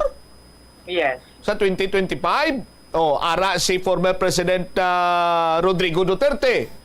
Upo dyan si Congressman Paulo Duterte. Kag si Mayor Basti matiraw man. Madalagan man sa pagka senador by 2025 kuno may Sara ka na, may Basti ka na, may Tatay Digong, may Paulo Pagid, may Gambaga ni si Kitty, padlaganan nyo man sirman kung kwan? Bumulens? Pwede gini, kahit kung magpadlagan si Mayor Basti, mabakantihan to karon ng pagkalkalde sa Davao City. Pwede to si Kitty Next tabing within sa Balikantang First District. Una ko nga picture nga nakita iya Bumbo Lindsay kay Inday Rica. Kay nagwa ang pangalan Inday Rica nga madlagan sa board member. Ginasabak pa niya ni ano ang una nga picture. Bibi pa ni Inday Rica. Ginasabak pa ni Duk Nanay kag ni Engineer Tatay. Paiti subong madalagan dun ka pagka board member sa Premier Distrito Yung mga kumus na banwaw. Galing kiti subong dalaga na sa mo. Pumukris pa kita nga dalaga na si Derica. Kasi siyempre gano gini. Matawag si gani. Masunod man sa yapak ang mga ginikanan niya sa public service. Tinuway magsang kontratsimpos na dra. Basta public service lang. Amugid bombot sa kiti way man may nagadumili sa political dynasty. Pero unsa probinsya, binyo kamo lang. Diri sa syudad, lantawaman bala, sa aton sinima kabumbo, tag tatlo-tatlo, aryo, pakita taman, mauna tanay sa ara sa poder. Mayor, sinong mayor ka syudad? Mayor Jerry Triñas. Konsehal, Miguel Triñas. Bata niya nga Sinday Raisang, subang mapapili kuno sa pagka-congressman. Matatlo na sila. Bagluwasin na. Barunda. Si Congresswoman Jam. incumbent congresswoman, si Dokmek, city councilor, si Labaronda, anay konsyal, kag nagagawa ang pangalan nga mapapili vice mayor. Isa ka picture pag itatagbihan ng Bumbukres. Ara na daw po nila si punong barangay Julie Barunda. May ara pagid, galing kay sino pang bilhin na daw Bumbukres? I-mention ko lang guro. Ganson, amo man. Tatay vice mayor, bata konsyal. May nagahutik pagid sa akon yung mga dipensor ya. Lawago to pag-iniga, nagkitinduwa man lang ni sila ya. Sabagay, mga Ganson, duwa man lang. Gumtuto kang Donoy Lawrence. Pruti, duwa-duwa man lang ni sila Bombo Len, ang mga Ganson, duwa-duwa man. Sa Subong, ang nagapungko sa mga Barunda, duwa man. Ang nagapungko sa mga Trinyas, duwa man. Pero unlike sa iba, tagtatlo ron sanda kagado, bilog ang kanya no, may posisyon, Mumbulinse. Amo gani, tiyamba gani isang iban dari do plangabuyan ako no sang iba na. Sang pamilya Bombotsam ang pagpungko sa sa posisyon. Tikon si Anhing Emilio Javier pa, ya politika beket brugasan, kag beket pernublian. Insa ko gid. Di ba? Pero tikon sa ngalan man lang sang public service. Maayo ila sila nga performance, epektibo sila, hindi na tayo magkatingala pa kung nga sila gyapon ang ginabuto sa mga pumuluyo, Bumbulinsi. Correct. Kaya siyempre, kung ano man ito yung ginapakita nilang serbisyo, mahatag man na siya sa paminsaron, kaya matatak man na sa paminsaron sa mga pumuluyo, Bombotsam. Alright. Ini si Bombo, Lindsay Ermitanyo Bade, para sa the number 1 and most trusted radio network in the country, ang Bombo Radio Philippines, Basta Radio, Bombo. Salamat gid Bombo Lindsay Bade. Ang importante lang sinadraya Manwa, no? Ngati epektibo sila in terms of public service. Hindi kay ila lang sini nga mga political interest dira. Sa aton sila makabumbo kay tikon na magpangibabaw political interest. Ti sila lang yan nagamanggaranon mga pumuluyo. Ti hindi kataka sa kapigaduhon. 25 minutos na nakaligad sa takna sininga launa. Sa aton sininga panumbalik ka Banwa. Ang PRO6 nagpanumdum sa bilog nga Western na Visayas diriyo. Ngay verify anay ang tawag nga ila sininga mabaton. Hilabi pa ako na ang ginagamit sininga mga pangalan miyembro sa Philippine National Police, just like sa natabo sa kay Police Colonel Joris T. Coronica aton sininga CPO Director. Kag istoryahan taning insidente na luntad sa may Banwa sang Dueñas or sang Mina, Iloilo. May isa ka individual na gamaniyo sa iya sininga salakyan, binungguan ang biktima, pagbunggo sa biktima na baysay. Pagbaysay na way, ablagi nabutan ka, armas lutang ka gin tiro.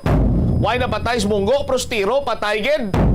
Balikan tani madalagkuan ng mga balita kag impormasyon pagkatapos ginamang sa pila ka importante nga mga panumdum. The Farmers Bazaar, your traditional public market with the touch of Plazuela Dos, ang isa ka lugar nga gintukod sa tion kag sa kasagsagan sa COVID-19 pandemic nga may tinutuyo nga maghatag sa imo sang safe marketing experience. Subong nga ang COVID-19 hindi nagidman dako nga pamahog kag nagapakadto na kita sa next normal. Rest assured nga ang Farmers Bazaar will further evolve agud nga magpadayon sa paghatag sa inyo sing satisfying marketing experience. The Farmers Bazaar sa lower level tara na pahamtang ang fish, poultry kag meat section para naman sa inyo mga kinahanglanon nga prutas, utang kag iban pa, magbisita sa upper level pinaagi sa paggamit sa hagdanan o kon sa pagkadto direkta sa parking lot.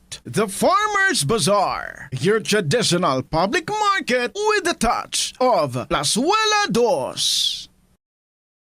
Plazuela de Iloilo Billboard of Activities for June 23 to 29, 2024.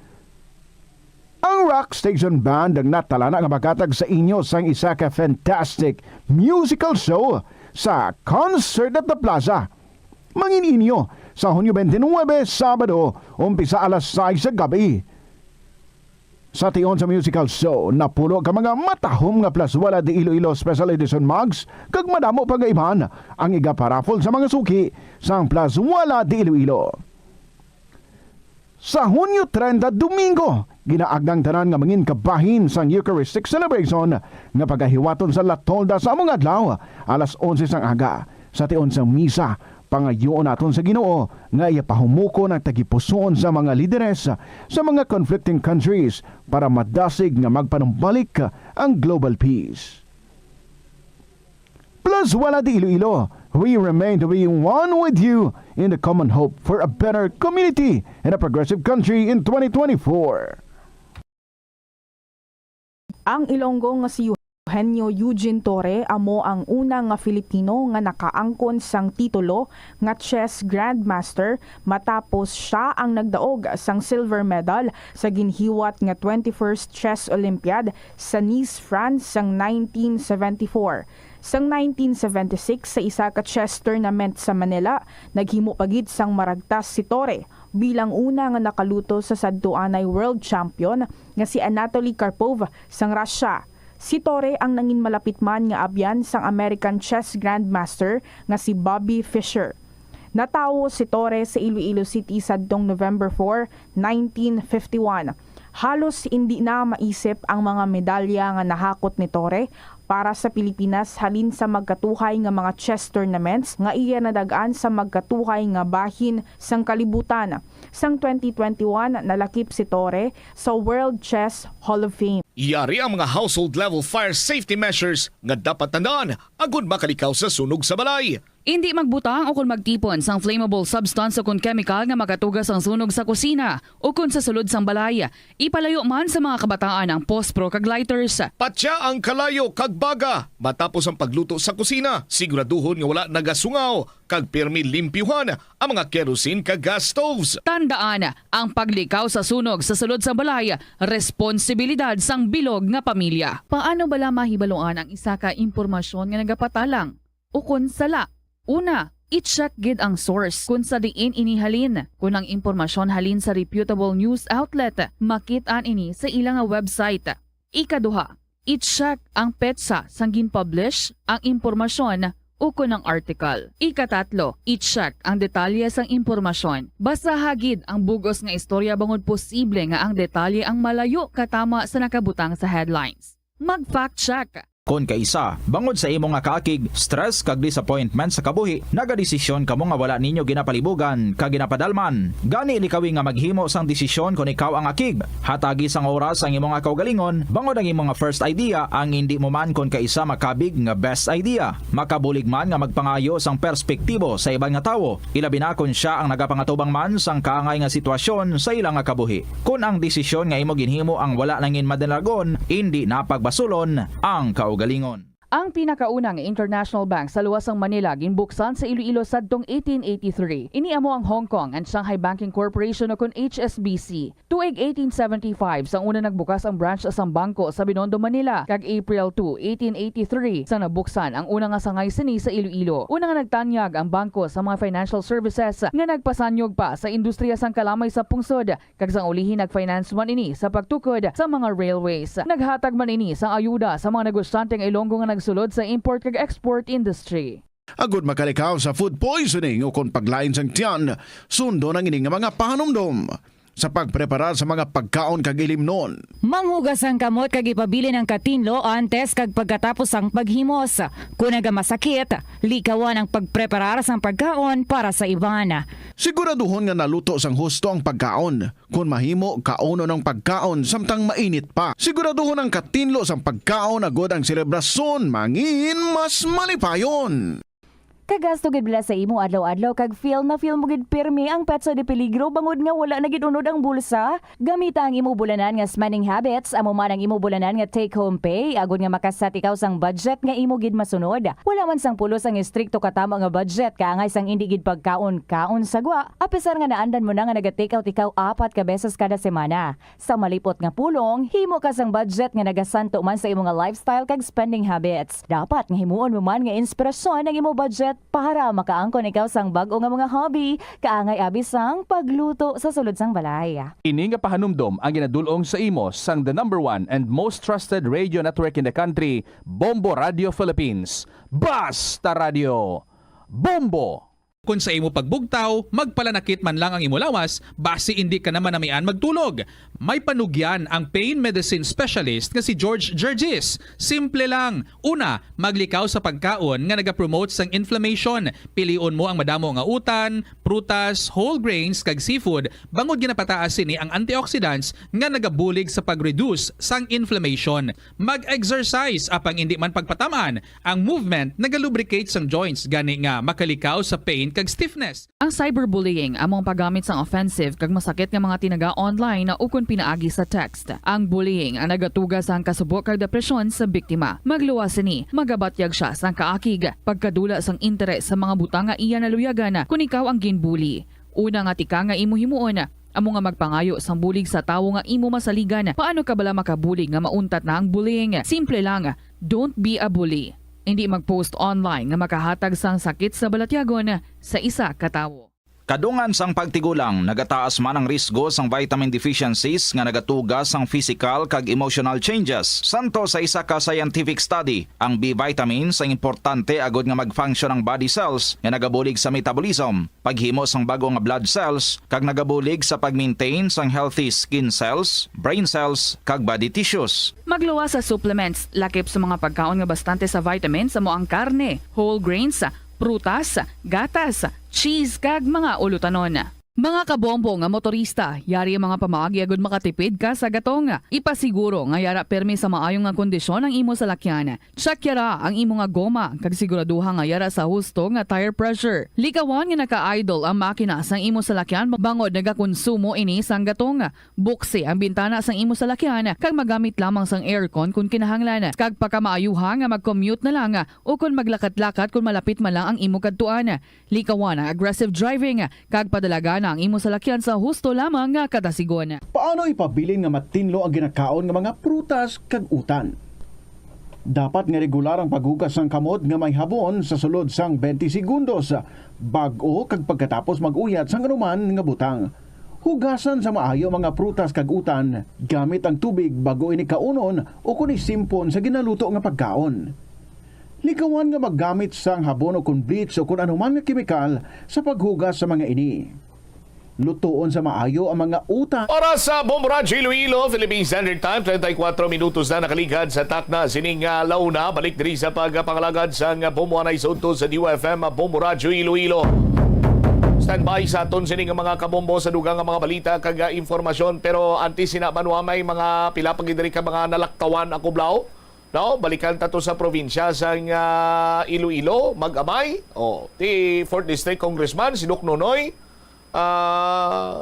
Ferds, no? Sa aton sining mga kabombo ti iya sining duha ka mga kabataan naga pungko man karon bilang mayor sa Barutak no iboto si BP, no? Sa aton sining mga kabombo kung hindi ako magsala sa Dumanga si BJ Beron. May utol pag inis lang araman sa politika, Vice Mayor, si Nonoy Jun. Si Vice Mayor Hernani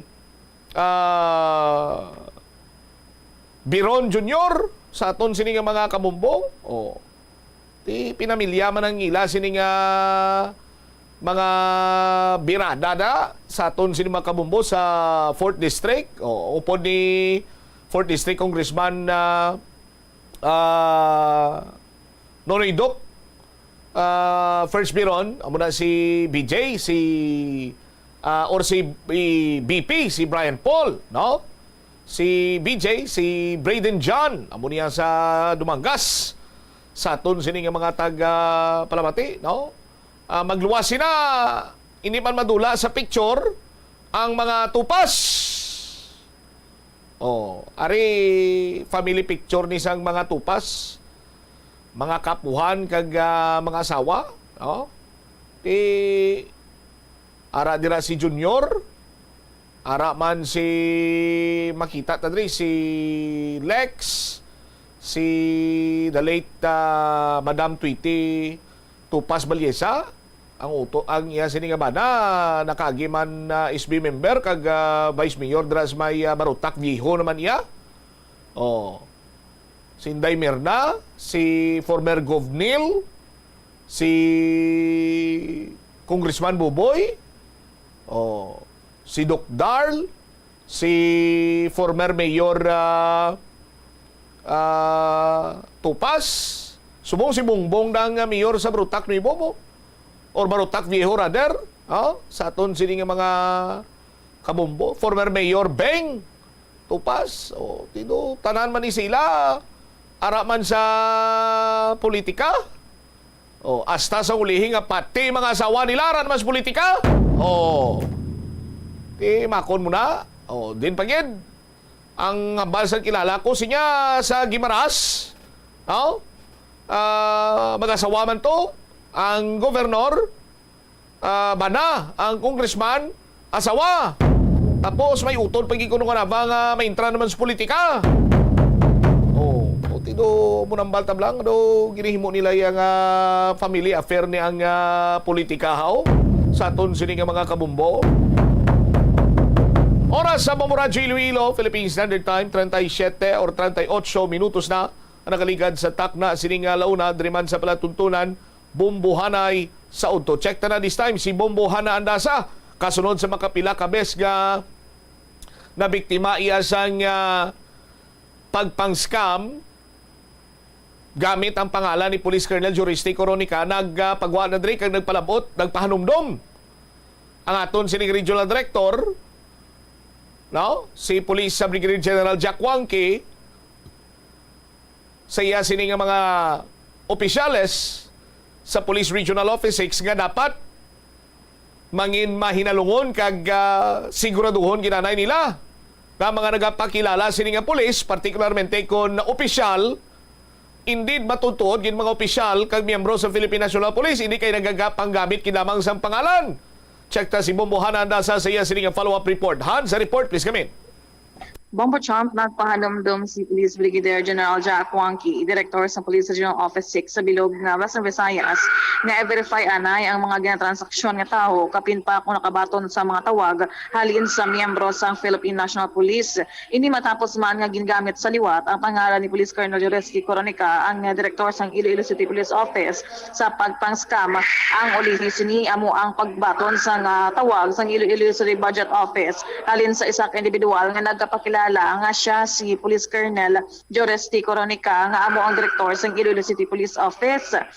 Sa diriman niya nga tinion nga gingamit ang iyang pangalan amo ang pagpangayo sang individual sang pangalan sang isa ka caterer kag nagingyo nga tawgan siya sang nag-iya sang catering. Diriman Bombo Champ, lakip naman diri ang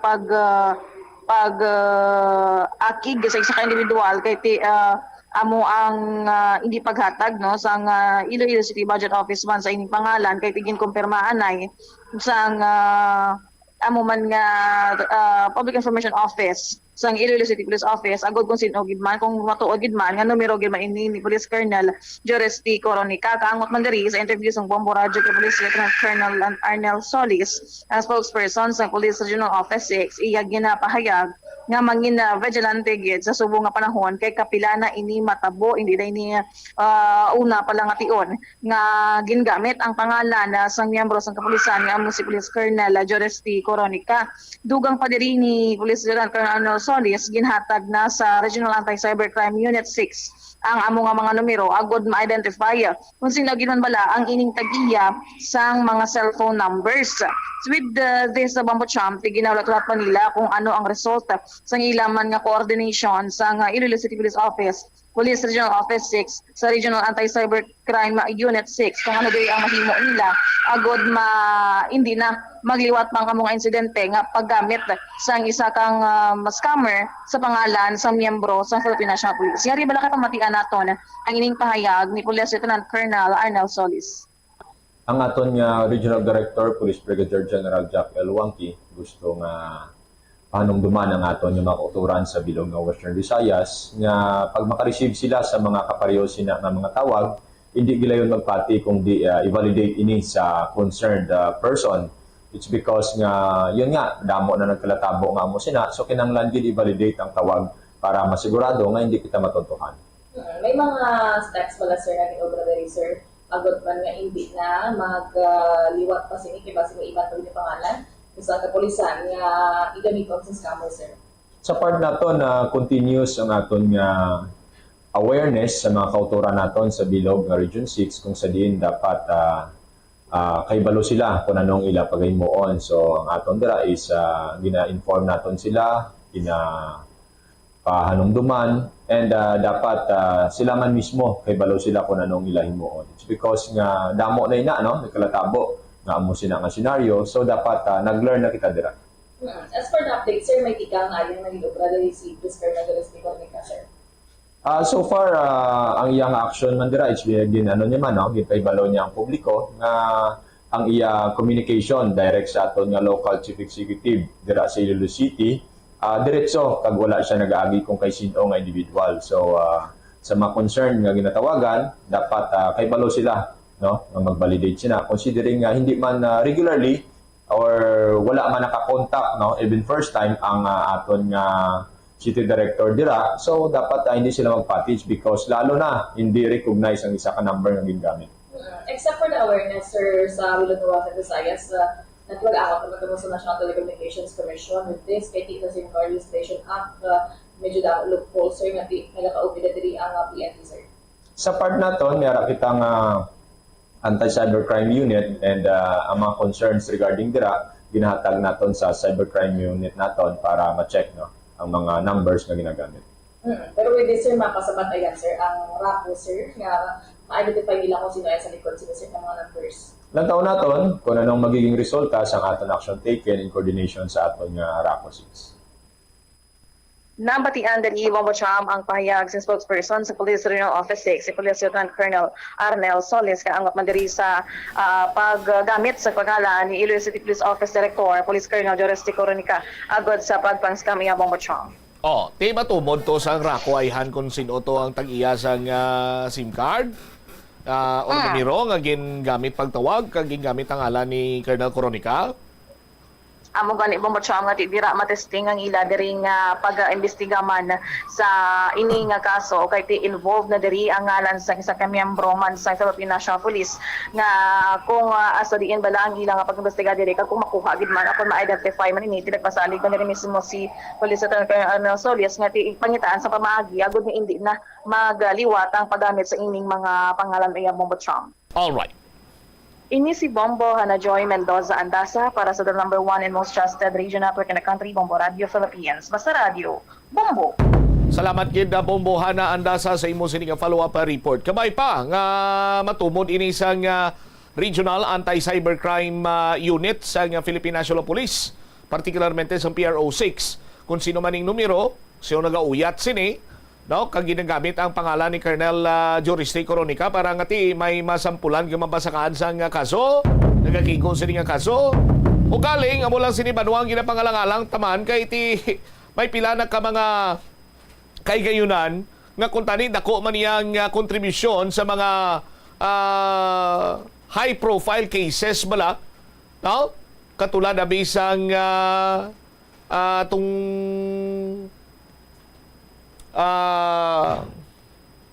babae ba lang nga nasapuan sa sulod sa salakyan to Santa Barbara. Sino nga nito ngalan niya? Nalipat ako Bombo Crisilugo, no?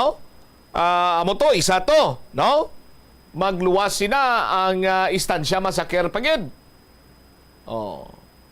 Claire Jergos, Claire Jergos nga case. Magluwas sa Claire Jergos case ti ang istansya masaker nga kung sa din dako gikuntani nga kontribusyon, no?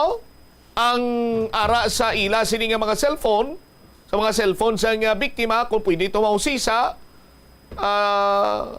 makabuligid kuntani nga masulbar ang kaso.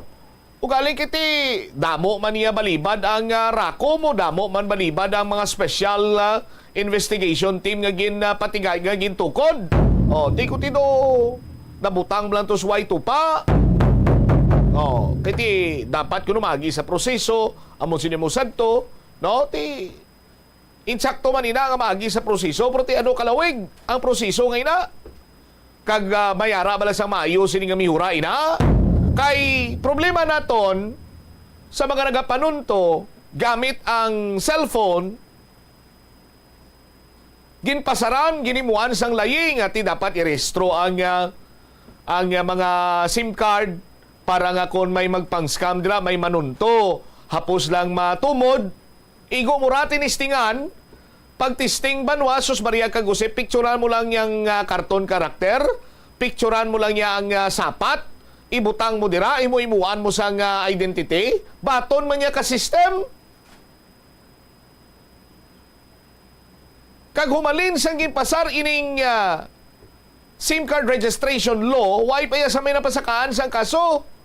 Oh, pagwa naman dayon ng mga mangin-alamon dira iya nga ti balamot damo sa mga loophole, damo sa mga musini. Hay, kunang kilala ko pa, insat kay gindalian yung gito nga mapasar. Oh. Diba? Ano ang rason? Pila ang rason? Kag hindi man dali mapuslan subong. Sa aton sini mga kabumbo. O, ang natabo sini nangin awat lang banwa. O, pero isa sa labing pinaka-importante kita ni, bala nyo kung ano? Kung waay tinagapatunto, wala man sa may manugtunto. O? Amo na bala makabaton ka sang text message nga nagdaog ka tunga sa milyon, pero waay ka man sa may ginintrahan sini iya nga raffle. Hambalo ka lang nga ti nagabutan, maswerte nga nagabutan ang imo sini nga SIM card, ay lilintukin siya pilang pilang premyo? 1.5 million? Ang 1 million imo, 0.5 lang akon. Oh, tunga ta, laban imo. Mambasa sir, kailangan pasahan mo ako ng loan para i-process natin yung price mo. Oh.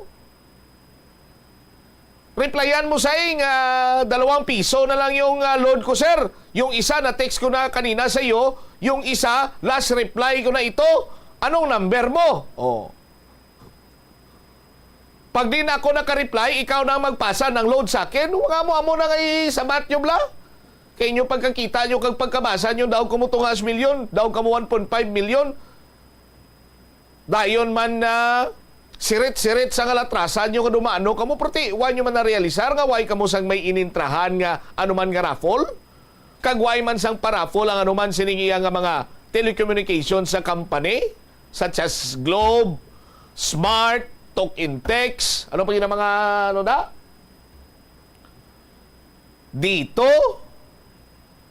Dito may signal, doon wala. Oh.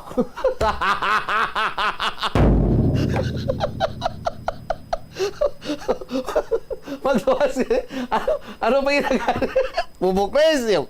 Oh, ginapakadlaw mo ako bubuklis sabi eh. Oh, ano pa yung ang counterpart sa ano blang kung take counterpart sa Smart Talk and Text? Ang counterpart ATM, touch mobile. Oh. Why man sila nagaparapol nga kung makabaton gini mo yun sang ano nga nagdaog ka kuno sa rapol tayo. Sus Maria Kagusip. Kon wala sang may nagapatunto, wala man sang mga manugtunto nga maga-exister. Sa aton sini nga mga kabumbo. Makabulig man tani ning SIM card registration law nga ni, pero ti sa subong anay ginapasar na duwa gid sang may naibulig. 50 minutos na nakaligad sa takna sini nga launa. Police reports kita, lalaki gintiro patay sa wala makilalaan nga lalaki nga iya nakabay sa may barangay Talibong sa may Mina, Iloilo. Si Bombo Marisol Viñas may follow-up report. Sol, sa report please go ahead. Patay gidiri ang isa ka lalaki, Bombocham, matapos ginaligar, ginbungguan, gintiro, kag ginpalagyuhan sang driver sang pick-up truck na nagbunggo sa iya diri sa may barangay Talibong, Pequeño, Mina, Iloilo. Ang biktima mo si Patrick Superio, mga nagapangidaron sang 40, residente ini siya sa may barangay Dawis Sur, Zaraga, Iloilo. Sa interview sa Bombo Radio kay Police Major Rolando Aranyo, ang spokesperson sa Iloilo Police Provincial Office, iyagin payag nga suno sa Mina Municipal Police Station nga may nabaton kuno ini sila nga report sa gabi with regards sa vehicular accident, pero sanggit kadtuan nila na verify nga hindi lang gali ini vehicular accident, Pombocham, kay may nakita nga mga tiro sang pusil sa ulo nga bahin sang biktima. Kag dito ginimbestigaran nila may pila ka mga nag surface diri nga na istorya nila Bombocham na hanungod sa kun ano nga tabo nga ginaligar ginbungguan sang sining naka pickup truck nga wala pa makilalaan ang ining lalaki nga nakamotorsiklo kag gilayon man nga ginpanaugan may pagbinaisay nga natabo kag dito gintiro niya sang mga katatlo ka beses ang ining biktima kag gintunaan gid gani sang amo nga kamatayon. Sa subong Bombocham wala pa sing idea kung diin ang ining suspect pero base diri sa kay Police Major Rolando Aranyo nga sa investigasyon subong sang Mina Municipal Police Station nga mayara na sila sang mga person of interest sa suspect iya sa natabo diri nga pagpangluthang patay sa may Banwa sang Mina. Sa dugang bala nga pahayag ato ipabati ang ato nangin interview kay Police Major Rolando Aranyo. Report is may-ara sang vehicular accident, no, nga palabot sa ila. So upon the response nila tapos sa gini-check na ang sitwasyon sang biktima dito na dito na nila na verify nga hindi kali vehicular accident ang natabo kundi isa ka shooting incident. Kag ang according sa sa sining investigation ang aton ning biktima is kilalahon lang naton kay alias Pat. Si alias Pat is pumuli sang Dawisur sa Iloilo, no, isa sa lalaki tapos siguro mga late 40s ang pangidaron. Kag subok ongoing ang investigation sang sang aton nga Mina Municipal Police Station. Kag dugang kumusol, no, base sa ila sining investigation prior to the incident dumay-ari ini sang natabo nga no nga road rage between ni sa suspect kag sa aton sining biktima. Na-identify, sir, ang ining suspect, sir. Kag paano yan igintiro, sir? Sa subong, wala pa gid makuha ang ang identity sang suspetsado. Although nga base sa is may dumayari ni subong nga ginasunda naman nga persons of interest, no, ang aton sining mga investigador. Sir, paano yan ni sir nakabae, sir? Or may idea, sir, kung sa diin nga topic, sir, specific ang ginawayan sang duwa? Hindi pa naton subong, no, way ko pa makuha gid ang detalye kung paano kag din inuumpisa ang ila sining kumbaga nga confrontation. But based sa investigation naman niya nakuha, nagatugma naman ang information ito may mga ara sini sa mga indication, no, nga nakuha ang or mga nagather ang aton dira nga mga investigador especially sa motor nga ginasakyan ni sang biktima which nga dumay-ari ini sang mga makita naton nga mga indication nga may mga nagkalapalos, no, sa iya sining parts ng iya sining salakyan which nga siguro base sagairanay ini or dira ang circumstansya nga natabo which nga nag-result sa isang confrontation kag dira, no, nag-abot sa punto nga nagiging lutang patay gid, no, sang suspetsado ang aton dira nga biktima. May person of interest na sila, Silingon, Bombosol. May ginalantaw na sila karon nga posible amo tuya ang tawo nga may ihibalo or imbulbado or responsable sa pagbunggo nga pagtiro patay sa sining biktima. Roger, on that, Bombocham, suno man kay Police Major Rolando Aranyo nga nakuha ini sa Mina Municipal Police Station. Mas curious ako dire kung nga si Police Lieutenant Colonel Aranyong imo sining interview nga hindi yang chief of police ang Mina. Kay ang ining hepe sang Mina Municipal Police Station Bombocham ang nagpang-indi sa aton interview kagin niya kita no forward niya kita diri kay Police Major Rolando Aranyo nga medyo limited man gani ang pila ka mga information nga mahatag pa lang sa ato ni Police Major Rolando Aranyo kay ti nagabase man ini siya sa kung ano ang feedback abi sang o kung sa mga ginatag information sa iya diri sang hepe sang among banwa. Husto. Insakto ina. Kay may mga pilato nga wala masabat si Police Lieutenant Colonel Aranyo. Why man diya sa sala si Lieutenant Colonel Aranyo pero may ginabatsyag apa niyang Chief of Police ang Mina? Amo pa na ang ginahibalo nato. Nga kung pamangkuton mo blay sa batya. No offense sa mga PWD naton nga mga kuto. Pang! Amo na? Basta amo na pambutsam wala man sa aton kambal si ang hepe diri sang Mina Municipal Sino ngalan ni Station. Pe? Si Police Captain Maria itang pambutsam. Maria, no? Maria Mercedes ang pangalan ko. Nadula na pambutsam ang akong diri nga. Maria nadula. My goodness, Bayi si ma'am. Bayi ni pambutsam. Bayi ka ma'am. Madamo man kami ma'am na experience diri ma'am nga mga chief of police nga babayi. Kabalo man sila magarambal tanana. Nag chief of police nga ni diri sa syudad sa Iloilo, highly urbanized city. Ikaw ya ma'am, tani pa matunan mo dira nga kung ano masarangan sa mga lalaki nga pulis, particularmente kung ikaw ang chief of police nila, pakita mo imo siniya nga liderato. Pagkita mo man imo siniya nga kung ano ka dira katigas in terms sa pag-responder sa imo responsibilidad bilang chief of police. No? Siya type si ma'am nga basi bago lang guro facial kapa-facial. Bakit ikaw magpa-facial ka mo bukris kinabuo-buo na imo guya kay nakuha to mga white, black, purple, red, pink heads.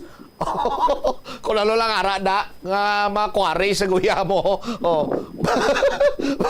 Hambal sa kilala ko abi kay Bumbutsam basi kung wala ka pang extra derms hindi man sa mo na, hindi man siya ginatumod pero kilala ko sa una may giningadlan siya nga opisyal sa banwa nga si extra derm. Anyway, kung tali naka-approve pa mangkot kita mayo kay tinaga-relay man lang yung si Lieutenant Colonel Aranyo sa information nga gina-relay man sa iya sa nga Mina PNP mo pero sani sa sunod kabay pa mapa-interview na si Mama Bombosol kag mahatag na sa nga nagakigo sini iya nga impormasyon black no kay tikon ahaw iya ma'am kapitana no sa interview sa media nga may natabo dira nga krimen sa inyo sining lugar sa imo sining area of responsibility hindi ikaw makatungod no why na sang nga chimpo kagaway na sang rason pa nga magpabilin ka dira nga chief of police sa Mina PNP. Di ba Bomosol? Roger on that Mambotsam. Mo na yan namin ako kay Isol kay Roger on that ang perme mo. Thank you, Sol. Thank you again. Ini si Bombo Marisol Viñas para sa the number 1 and most trusted radio network in the country, ang Bombo Radio Philippines. Basta radyo, Bombo. Salamat, Bombo Marisol Viñas. Isa sa mga importante sini, no? Nga traits or characteristics or lakip na sa responsibilidad sa isa ka chief of police among mag-establish sang maayo nga rapor sa media. Kay ti partners kita mo. No? Partners kita ti karon kun sus Maria kagusip tinamad ka na imo tugyan mo lang to sa spokesperson sang IPPO. No? Makahatag man tuod sa mga information diri sa aton si Lieutenant Colonel Aranyo. Pero ti hindi amo sinakakumplito. Kay ti ara to siya sa Santa Barbara mo, ikaw nga ara sa Mina, dara ikaw may nabalanda, di ba? Sus Maria kagusip po. Karo magsagan ko ni kay nugtas, i-cancel naman to karon, no? Ang order ko nga pork belly. Kiti mambal naman si Chip John to nga noy, nagugtas ka kang gina-cancel ta lang to ang pork belly mo nga sinugba, kag ang kanon mo, tuna pa nga na lang. Di ba, Chip? Why nga iblad ang tuna pa nga, Chip, no? Why? Tido mo ginang matabo. Ay nano ka man imo kapitana man. May extra na ilang ko. Ito ginapagtas mo. Wow. Pero hindi ko maugtas No? Hindi ko mo taskim lang mo mapaurok-urok ko pamati sa mga istorya nga ginapadala diri sa kahapon lamang program. Kay mabulos na dayon si Tita Regine. Sa mga kamumuta, padayon lang kamo sa pag-upod sa amon sining pagpalayag, particularmente sa mga social media platform, Facebook Live, YouTube channel, Bombo Mobile App, kag siyempre 837 kHz sa inyo sining mga radio dial. Isipamot siya, Mablanco over, gabilin sa imo sa mananay nga hapon, may God bless us all. Para sa the number one most trusted radio network in the country, ang Bombo Radio Philippines. Basta Radio, Bombo! The Farmers Bazaar, your traditional public market with the touch of Plazuela Dos, ang isa ka lugar nga gintukod sa tion kag sa kasagsagan sa COVID-19 pandemic nga may tinutuyo nga maghatag sa imo sang safe marketing experience. Subong nga ang COVID-19 hindi na gid man dako nga pamahog kag nagapakadto na kita sa next normal. Rest assured nga ang Farmers Bazaar will further evolve agud nga magpadayon sa paghatag sa inyo sing satisfying marketing experience. The Farmers Bazaar. Sa lower level, tara na pahamtang ang fish, poultry, kag meat section. Para naman sa inyo mga kinahanglanon nga prutas, utan kag iban pa, magbisita sa upper level, pinaagi sa paggamit sa hagdanan o kon sa pagkadto direkta sa parking lot. The Farmers Bazaar, your traditional public market with the touch of Plazuela Dos.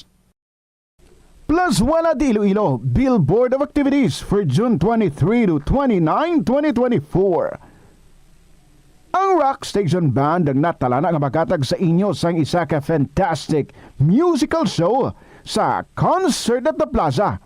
Mangin inyo sa Hunyo 29, Sabado, umpisa alas 6 sa gabi. Sa tion sa musical show, napulo ka mga matahom nga Plazuela de Iloilo Special Edition mugs, kag madamo pa nga iban ang iga-paraffle sa mga suki sang Plazuela de Iloilo. Sa Hunyo 30, Domingo, ginaagdang tanan nga mangin kabahin sang Eucharistic celebration nga pagahiwaton sa Latolda sa among adlaw alas 11 sang aga. Sa tion sang misa, pangayoon naton sa Ginoo nga ipahumuko ng tagipusoon sa mga lideres sa mga conflicting countries para madasig nga magpanumbalik ang global peace. Plazuela de Iloilo, we remain to be one with you in the common hope for a better community and a progressive country in 2024. Yari ang masunod nga mga energy safety tips agud maging safe ang tanan. Sa tion sang bagyo, kung may anunsyo na nga storm warning, mag-charge na sa mga cellphone, emergency light, kagiban pa nga mga device, bangod mahimo nga madula ang kuryente. Likawan ang paggamit sa mga appliances kung may bagyo. Sa pagpamati sang balita, mas maayo nga magamit sang battery nga radio. Kung ginalauman ang pagbaha sa inyong lugar, mas maayo nga i-off gilayon ang main switch kag circuit breaker. Agud malikawan ang disgrasya kag pagkaguba sini. Magtipid sa paggamit sang kuryente, pinaagi sa mga masunod. Maggamit sa mga energy efficient nga bumbilya, kaangay sang compact fluorescent bulbs ukon LED lights, imbis nga incandescent bulbs. Patsyo ng mga suga nga wala ginagamit. Tingbon ang mga bayo sa pagpamlansya. Himuon ang pagpamlansya isa lamang kabes sa isa ka semana. Buksan ang inyo bintana agud makasulod ang preska nga hangin kag silak sang adlaw sa sulod sang balay agud malimitahan ang paggamit sang electric fan kag suga. Ang pinakadumaan na nga international business organization sa Pilipinas, amo ang Iloilo International Chamber of Commerce nga gintukod sang Ilonggo nga si Don Esteban de la Rama sadtong 1924. Si De la Rama nagserbi nga general sang panahon sang Philippine Revolution kag nangin senador sang pungsod halin sang 1941 tubtob 1947. Sang 1923, gintukod ni De la Rama ang Panay Electric Company. Magluwas sa interes sa industriya sang kalamay kag kuryente, gintukod man sang ila kompanya ang De la Rama Steamship Company Incorporated sa Iloilo nga mo ang nagbiyahe sa Iloilo kag Negros.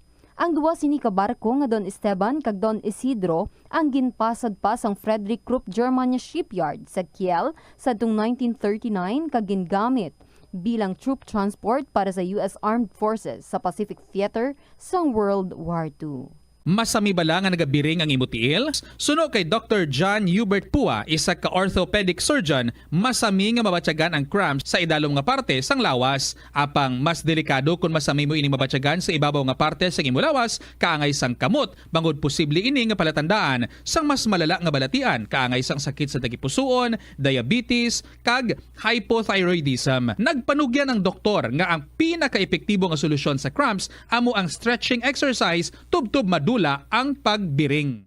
Nagasala ka bala sa imo nga tulunan kag daw hindi ka makahibalo kung ano ang imo nga unahon? Kung magtuon ikaw, siguraduhang anay nga nakakaon ikaw sang maayo, agud nga maka-function ang imo nga utok. Kung gusto mo ang snacks, siguraduhan man nga na-preparar na ini antes pa man ang imo study time. Bangod basi, mawili ikaw sa pagkuti sang imo nga pagkaon kag ma-distract ikaw sa imo nga tulunan. Siguraduhan man nga tapos na ang imo nga olobrahon sa sulod sang balay para nga makalikaw sa interruption kag para sigurado naman nga maka-relax ikaw kung matapos mo na ang pag-review. Ini nga pahanumdom ang ginadulong sa imo sang the #1 and most trusted radio network in the country, Bombo Radio Philippines. Basta Radio Bombo! Gabulig sa paglikaw sa nanuhay tuay nga balatian ang simple nga pagkaon sang citrus fruits kaangay sang pomelo nga puno sang powerful immune boosting antioxidant. Ang pomelo ang puno man sang lycopene, isa ka anti-inflammatory, anti-aging antioxidant nga nagapanami isang supat. Ang duga naman sang panit kag dahon sang pomelo ang natukiban nga makapatay sang cancer cells kag nagapalikaw sa paglapta sini sandig sa test tube studies. Kauntasan, La Paz Batchoy. Ang Iloilo ang kilala bilang home of La Paz Batchoy. Mahimo kagid nga maglibot sa Iloilo, mag-food trip, kag ikaw mismo ang maghusgar kung ano ka namit ang La Paz Batchoy. Pwede mo gid ma-enjoy ang La Paz Batchoy nga may pandesal kag puto. Butangi man sang gamay nga paminta kag patis ang sabaw. I-mix sang maayo. Kag, enjoy! Kung kulang pa kag wala pa nabusog, pwede gid nga magpadugang sang sabaw. Sa kasakuon sa mga ginikanan subong, tumalagsahon na lang kamo nagaupod bisan magkaon. Apang bisan anuman kun tani nga kasakuon sang miyembro sang pamilya, hatagi gid sang oras nga kamo makaupdanay sa kalan-an o kun makalagaw kun wala sang trabaho. Kung nagaplano sa aktibidad agod nga maka-enjoy upod ang imong nga pamilya, tandaan nga ang focus nyo amo ang pag-spend sang inyo oras nga updanay kag wala dapat sang iban nga mga bagay nga ginapaminsar kaangay sang trabaho o kun homework. Pila ng imo edad? May savings ka na bala? Ang iban sa ato nagakabudlayan magkinot o kun mag-save sang kwarta. Apang paano bala iniumpisahan? I-separate ang wants kag needs. Pamangkuton ang kaugalingon kun bala kinahanglanon gid ang imo nga baklon. Kung ginakulang ka na sang kwarta, hindi ini dapat pagastuhon sa butang nga hindi man lang importante. Kung hindi ka gid makakinot, mas maayo nga buhinan mo ang imo expenses. Mag-set sang goal. Umpisahi ang pagpanumdum kung para sa diin o kung para sa ano ikaw nagakinot. Paano ba lamang kalikaw sa aksidente sa dalan? Yari mga tips nga dapat tandaan sa tion nga nagamaneho. Una, likawan ang masaming nga pagsaylo sang linya. Ang swerving o kung pagsaylo sang lane sa isa ka delikado nga maneuver nga masabi ginatunaan sang bungwa. Kung himuon ini, siguraduhon nga may bastante ang oras kag espasyo. Ikaduha, i-check ang blind spots. I-check ang mirrors kung clear ang alagyan. Magbalikid o kung maglantaw sa nagaagi sa iban nga anggulo, agod makasigurado nga maathag ang alagyan. Ang responsable nga driver ang masaming nga handa sa anuman nga aksidente. Kabahinas ang pagkaresponsable ang pagkuha sa nga insurance agod masigurado nga may peace of mind sa dalan. Ini nga pahanumdom ang ginadulong sa imo sang the #1 and most trusted radio network in the country, Bombo Radio Philippines. Basta Radio Bombo! Tanan kita mayara sang mabulig agud pakibatuan ang climate change. Magamit sang bag nga pwede magamit sang liwat-liwat agud mabuhinan ang plastic bag nga ginahaboy. Bangod ini nagatugas ang greenhouse gases. Ikaduha, hindi masumi magamit sang computer. Kung 4 ka oras lamang sa isa ka adlaw ang imo nga paggamit sang computer, makabuhing ka na sang carbon dioxide emission nga 83%. Ikatatlo, kung malapit man lang imo nga kaladuan, mas maayo nga maglakat o kung magsakay na lang sa bike. Magluwas sa makakinot ka na, mabuhinan pang polusyon nga nagatugas ang climate change. Yari ang mga tips nga dapat mo tandaan para mangin safe kag healthy ang pagkaon sa imong pamilya. Maglikaw sa tuman ka matambok, maasin, kag matamis nga mga pagkaon. Basahon sang maayo ang label sa mga balaklon kag i-check gid ang ilang nga expiration date. I-check sang maayo ang ginabakal nga karne kag isda agud makalikaw sa diarrhea kag food poisoning. Likawan naman nga magbakal sa mga unlabeled kag ginrepack nga mga pagkaon. Kung ginrepack gid man ini nga mga pagkaon, kinahanglan nga mayara sa gihapon ini sang husto nga label information. Ini nga pahanumdom ang ginadulong sa imo sang the number 1 and most trusted radio network in the country, Bombo Radio Philippines. Basta Radio Bombo! May kilala ka bala nga mga bata nga mahilig sa video games? Nagausik bala ini sang inoras sa paghampang sang iya ginakaadikan nga games. Isa ka pagtuon sang American Academy of Pediatrics ang nagapahayag ngang sobra-sobra o kun inoras nga pagtiner sa paghampang sang video games ang makadulot sang depresyon, anxiety kag manubo nga grade sa eskwelahan. Suno sa mga eksperto, halos 9% sa kada 3,000 ka mga elementary students sa kada pungsod ang makabigpat. O si Rosel Songano, Miss Philippines Water 2021. Dako gid ang akon pagpasalamat sa University of San Agustin. Kay madamo nga oportunidad ang nagbukas nga mangin madinalagon ako sa akon obra. Dali na sa palaabuton nga July 13, 14, and 15. As the university celebrates its 120th years of excellence with the theme A Gift. Viva San Agustin!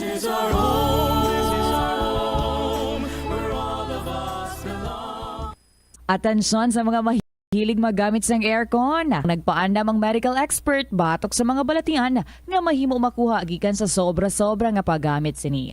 Sino ka Dr. Maria Encarnita Limpin, isa ka experienced healthcare specialist, mas maayo nga checkyaron nga malimpyo ang hangin nga nagikan sa aircon, bangod kun mahigko, mahimo ini nga magtugas sang impeksyon kag mga balatian kaangay sang pulmonya. Gani hagan-hagan na lang ina bangod bisan makabulig ini sa imo sa maginot nga tiyempo, may risgo man ini sa imo nga ikaayong lawas.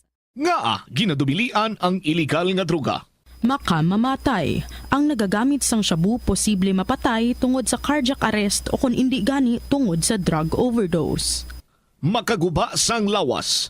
Makadulot ini sang pagkaguba sang kidney o kung pag-angkon sang hepatitis, posible man nga malatnan sang acquired immune deficiency syndrome o kung AIDS. Maglikaw sa illegal nga droga para sa matawhay kag malinong nga komunidad kag pamilya.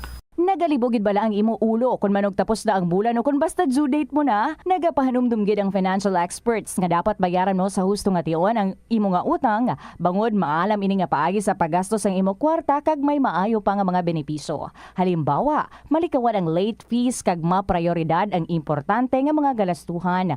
Dumdumaman nga ang on-time payment history ang makatibong man o kung makapamaayo gid sa imo nga credit score kag mapa-improve ang interest rates. Ini nga pahanumdom ang ginadulong sa imo sang the number 1 and most trusted radio network in the country, Bombo Radio Philippines. Basta Radio Bombo! Ano bala ang dapat tandaan sa tion nga magbiyahe agod mangin hassle-free ang bakasyon? Yari ang pila ka mga tips. Una, i-check ang health kag travel alert sa napili nga mga lugar. Ikaduwa, magpili isang safe nga accommodation. Mag-research ka magbasa sa mga reviews sa napili nga lugar antes mag-book. Ikatatlo, siguraduho na nga may nagagana nga mobile phone. Ang tanan nga mga upod agud mangin mahapos ang komunikasyon sa tion nga madula o kung kinahanglan nga magbulagay sa dalan. Be prepared in case of emergencies. Siguraduho na nga may backup nga emergency plan nga may medical reimbursement sa tion nga may maospital bangod sa aksidente. Ini nga pahanumdom ang ginadulong sa imo sang the number 1 and most trusted radio network in the country, Bombo Radio Philippines. Basta Radio Bombo! Ang Ilonggo nga si Jose Peping Tensay sang Haro, Iloilo ang pinakaunang nga Filipino nga piloto nga nakapalupad sang isa ka passenger plane sadtong 1925. Ini amo ang eroplano nga Curtiss Oriole biplane nga Ito ang Bombo Radio Philippines. Fully digitalized. Numero 1 sa balita, komentaryo, drama at serbisyo publiko. Bombo Radio Philippines. Bombo Radio Philippines. Ang inyong number 1 at most trusted radio network in the country. Basta Radio Bombo! Good afternoon, mayong hapon giyad sa inyo tanan mga kabombo. Ari na ako, this is Tita Regine, di na kamo.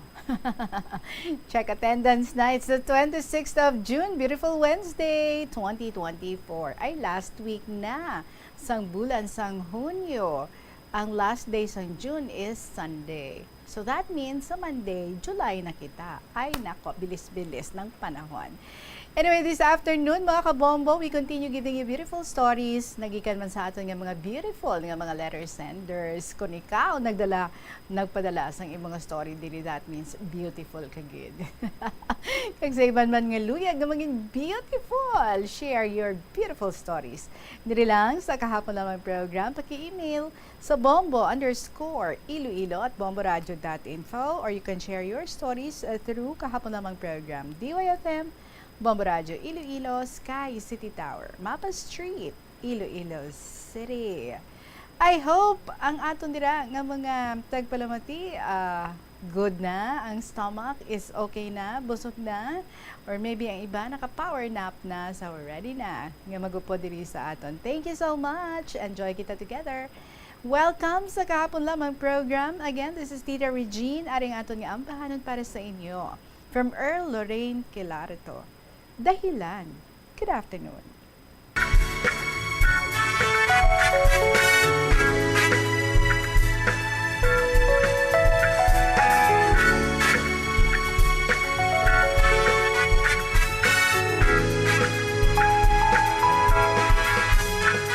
Pinatapos lang ang araw, doon mo pa nilinaw.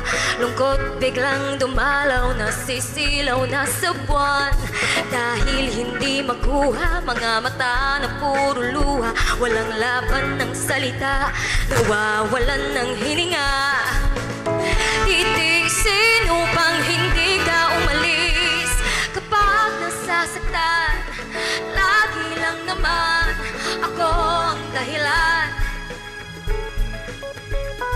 Ikaw na ang lamang, di na ako manlalaban. Ikaw at ikaw lang. Di man maipilit nito, buong pagmamahal ko'y lagi sa'yo.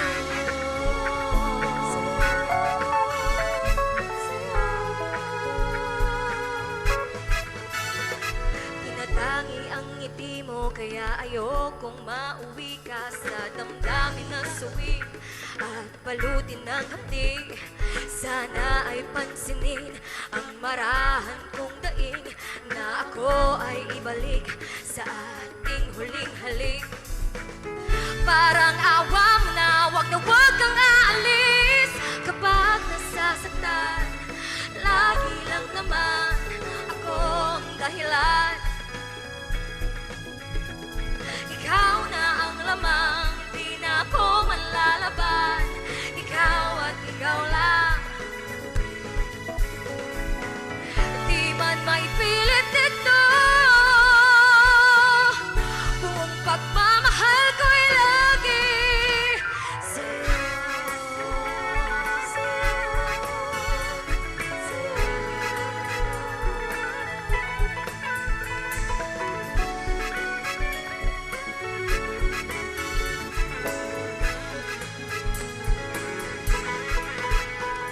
Kapag nasasaktan, lagi lang naman ako ang dahilan.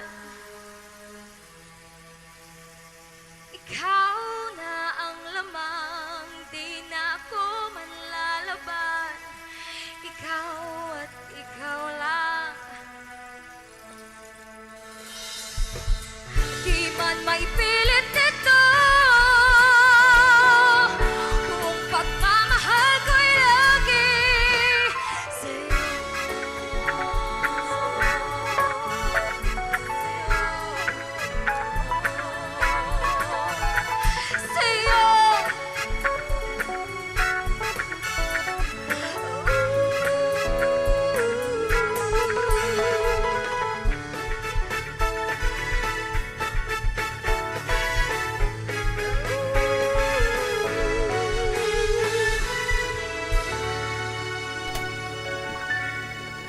Dahilan, Earl Lorraine Quirlarto. Ikaw, anong dahilan mo? Bakit wala ka pang story? Still writing it? Come on, tapusan na. And i-email na again sa bombo_iloilo@bomboradio.info or you send that sa kahapon lamang program, DYFM, Bombo Radio Iloilo, Sky City Tower, Mapa Street, Iloilo City. Alert lang sa kay Survival Daughters ang uton, ang winner natin last week nga gin-announce sang Saturday. This week na ha, this Saturday na kita magkita ay diri. I hope ha nga ready ka na dira nga mag-atubang diri sa aton for the interview. Ano gid biyang ipreparar no? Wala gid man Mas ma-overwhelm ka da. Just bring 2 copies of your ID. Okay na. Tapos kadto ka na di sa Bombo Radio before 2 p.m. this coming Saturday, June 29. Survival Daughters ang uton. Sige, let's go straight na sa pagdulong. New set of stories para sa inyo. Oy, may bago from Aris 8. Dear Tita Regine.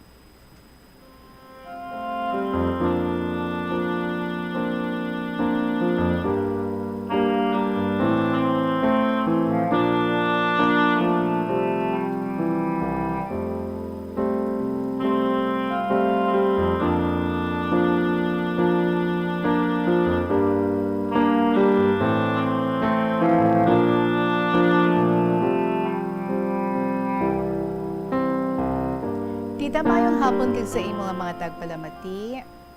Tita Regine, almost 2 weeks man ako nga wala nakasulat sa imo tungod busy ako gid sa akon nga mga requirements kag medical para sa enrollment sa college. Wow, balik eskwela. Tita, nakapasar ako sa interview bisan English kinamatis ako magsabat sa interview. Haha. So tita, matapos ma-post ang results sa FB page ng school, tita, nag-prepare naman ako for confirmation sa akong nga slot kag medical naman, tita. Abaw, ang 1K ko halos puro medical lang ang ginkaduan kag pamasahe. Why pati food, tita.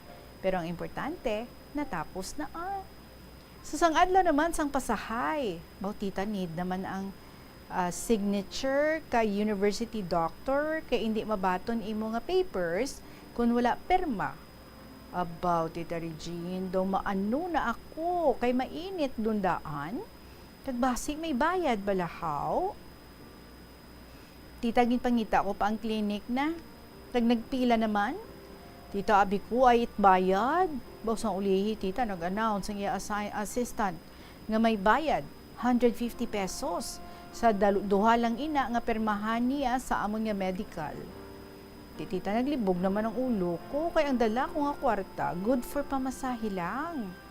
So tita, samtang gahulat ako ka turn ko, gapray ako nga siling ko, God, maluoy ikaw, pamasahe na lang ang kwarta ko, kagwaay gid ako ti inugbayad.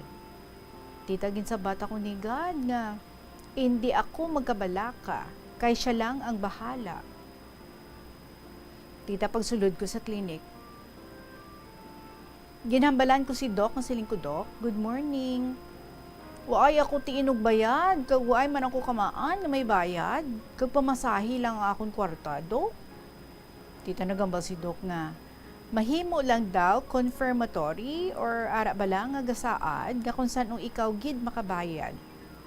Tita, nagambal ako sa counter, ang siling ko, sir, mayong aga, sir, waay ako ti inugbayad. Kag nahambalan ko na si Doc, tita, nagambal lang sa counter nga ang sulat sa diin na. Kag nagbalik naman ako sa sulod ka clinic, kag namangkot sa nurse. Bali, tita, assistant niya ini, kag ginahambal ko ang akong nga sitwasyon nga waay ako inugbayad. Bali, tita, nahambalan na ini ni Doc. Kag tita, naluoy just tita sa akon. Kag ginpahulam na dulang ako kay iya nga kwarta, kag dako gid akon pasalamat. Kay may ara pa nga mga tawo nga naluoy sa iya nga isig kapareho, bisan hindi niya inikilala. Waay gid siya magduha-duha. Tita, nakapasa na ako sa akon nga mga requirements, kag enrollment form na lang ang ginahulat ko. Kag tita, sa June 23, tapos na sang June 23. Sang Sunday, may meeting ang mga freshmen kag makuha dayon ka enrollment form. So tita hasta danay jaa ang akon nga sulat ang matinahuron. Aries 8.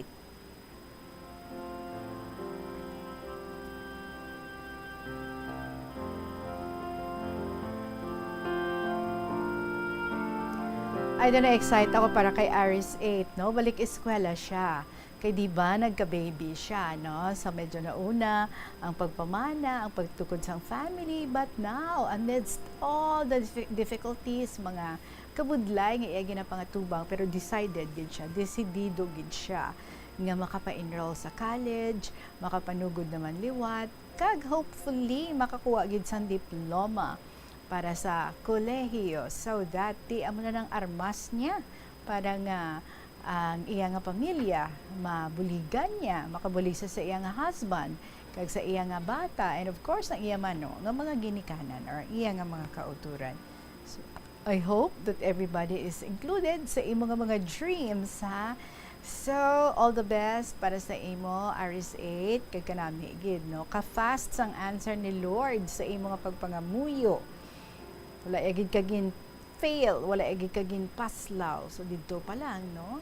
Gapabalo na siya nga ara lagid siya, and he is in control. So good luck, good luck, good luck. Balik eskwela, Aries 8. Sige, just hope nga you would still have time para nga mag-update diri sa amon. Kumusta naman ang buhay estudyante, at the same time, buhay may pamilya. I'm sure damo mga kabudlay, damo ang mga challenges, pero keep going, ha? No turning back. 29 minutes after 2 o'clock, mga panumbalik kita sa ating pagbalik. Another story naman from Student Mom of Lambunaw. Sige hapon, kaupo ninyo si Tita Regine. Yari ang mga simple nga pagi agon makakinot sang tubig. Magpamunyag lang sang tanom kon ginakinahanglan kag nagakadapat. Magtala na sang adlaw kag oras ang pagpamunyag sa mga tanom kag sundon ini. Bunyagan sa makaisa lang ang mga tanom sa sinang adlaw. Antes maglas 9 sa aga ang mas nagakabagay nga oras sa pagpamunyag, agod nga mas makapanalupsop ini sa mga gamot kag mangin available sa bilog nga adlaw. Madamo sa aton ang hindi katulog kung wala sang electric fan. Yari ang pila sa hindi manaming epekto sa paggamit sang fan kada gabi. Congestion, ang naga-circulate ka hangin halin sa mga fans, ang makapadry sang baba, ilong kag tutunlan. Allergies, masami nga madala sa hangin ang mga yabuok na naga-trigger sang allergies. Makatugas ang muscle cramp ang hangin nga naghalin sa mga electric fan. Ang mga kun kaisa, may eksperyensyahan lang masakit nga lawas kung magbugtaw. Importante man nga regular nga tinluan ang fan blades, agad masigurado nga hindi ini pagkiniran sang yabuok. Yari ang mga simple nga paagi agod makakinot sang tubig. Tinguba ang mga lalabahan kag tinguba man ang pagpanglaba. Ang pagpanglaba sang isa ka bes sa isa ka semana ang nagakinot sang nagalabot sa 50 litro sang tubig. Kung nagagamit sang washing machine, iset ini sa mas manubo nga wash cycle. Makakinot ka na sa tubig, makakinot ka pa sa enerhiya. Ang kalibutan ginakabugusan sang 71% sang tubig o kun kadagatan. Kag ang kadagatan nagabulig sa pagtugas ng tubig nga aton mainom kag hangin nga aton ginahaklo. Gani aton halungan kag imentenar ang malimpyo nga ginaagyan sang tubig kag mga kadagatan. Sa masunod nga mga pamaagi, magpartisipar sa mga organisasyon o clean up events, likawan ang paghaboy sa mga basura kung sa diin lang. Buhinan ang paggamit sa mga single-use plastic, hindi pag-i-flush o kung ihulog sa mga lababo ang mga basura sa panimalay, kaangay sang plastic straw, auto fluids, kag mga grasa. Kadagatan proteksyonan, kag limpyuhan. Ini nga pahanumdom ang ginadulong sa imo sang the #1 and most trusted radio network in the country, Bombo Radio Philippines. Basta Radio! Bombo! Ang Iloilo ang pinakauna nga syudad sa luwas sang Manila nga nakaangkon sang direct shipping lines padulong sa iban nga mga pungsod. Halin sang 1855, nagaserbe na ang Port of Iloilo nga alagyan sang mga international shipping lines nga halin kag padulong sa Australia, Hong Kong, China, Singapore, Europe kag Amerika. September 29, 1855, sang ginbuksan ni Queen Isabella II sang Spain ang Port of Iloilo para sa international market. Mas nangin mahapos pagid ang trade sa tunga sang Iloilo kag Europe, ilabi na sa United Kingdom sang nabuksan ang Suez Canal sadtong 1869. Panugyan na rin sa eksperto kung kwarta ang paghambalan. Apesar limitado ang imo abilidad nga mag-invest, ang gamay nga contribution sa investment accounts ang makabulig sa imo nga maggamit ang earned money nga maka-generate sang dugang nga income. Ikonsiderar ang pagbukas ng retirement account o kung iban nga investment account. Ini nga pahanumdom ang ginadulong sa imo sang the #1 and most trusted radio network in the country, Bombo Radio Philippines. Basta Radio! Bombo! Umpisa sang pandemya nangin mas conscious na ang mga tao sa personal hygiene bilang kabahina sang COVID-19 prevention. Apang magluwas sa COVID-19, madamo pa sang iban nga germs kag virus ang kinahanglan likawan agud indi mag-angkon sang sakit. Yari mga proper hygiene practices nga dapat muhimuon agud maligawan ang nagkalailain nga sahi sa balatian. Insakto nga paghugas sang kamot, pagpaligo adlaw-adlaw, pagpabilin sang good oral hygiene, pagsunod sa cough and colds etiquette. Ang pinakauna nga exclusive school for boys kag dormitory sa Pilipinas ang gintukod sa banwa sang Tigbawan, Iloilo. Ini gintukod sang tanyag nga Jesuit priest kag historian nga si Father Pedro Chirino sadtong 1592. Alas 2:32 sa aton nga oras diri gihapon sa kahapon lamang program. Still with Tita Regine, ari na ang sulat ni student mom of Lambunaw. Dear Tita Regine.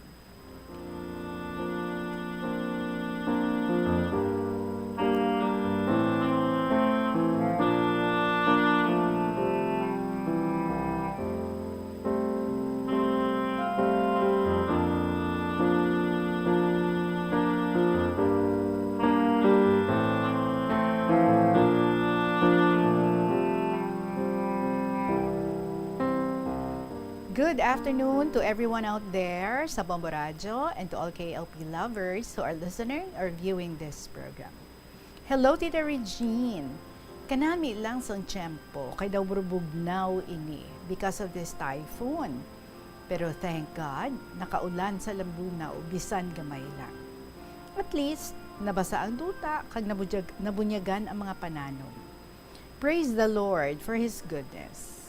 Tita, I woke up with my morning prayers, thanking God for giving me another day in my life.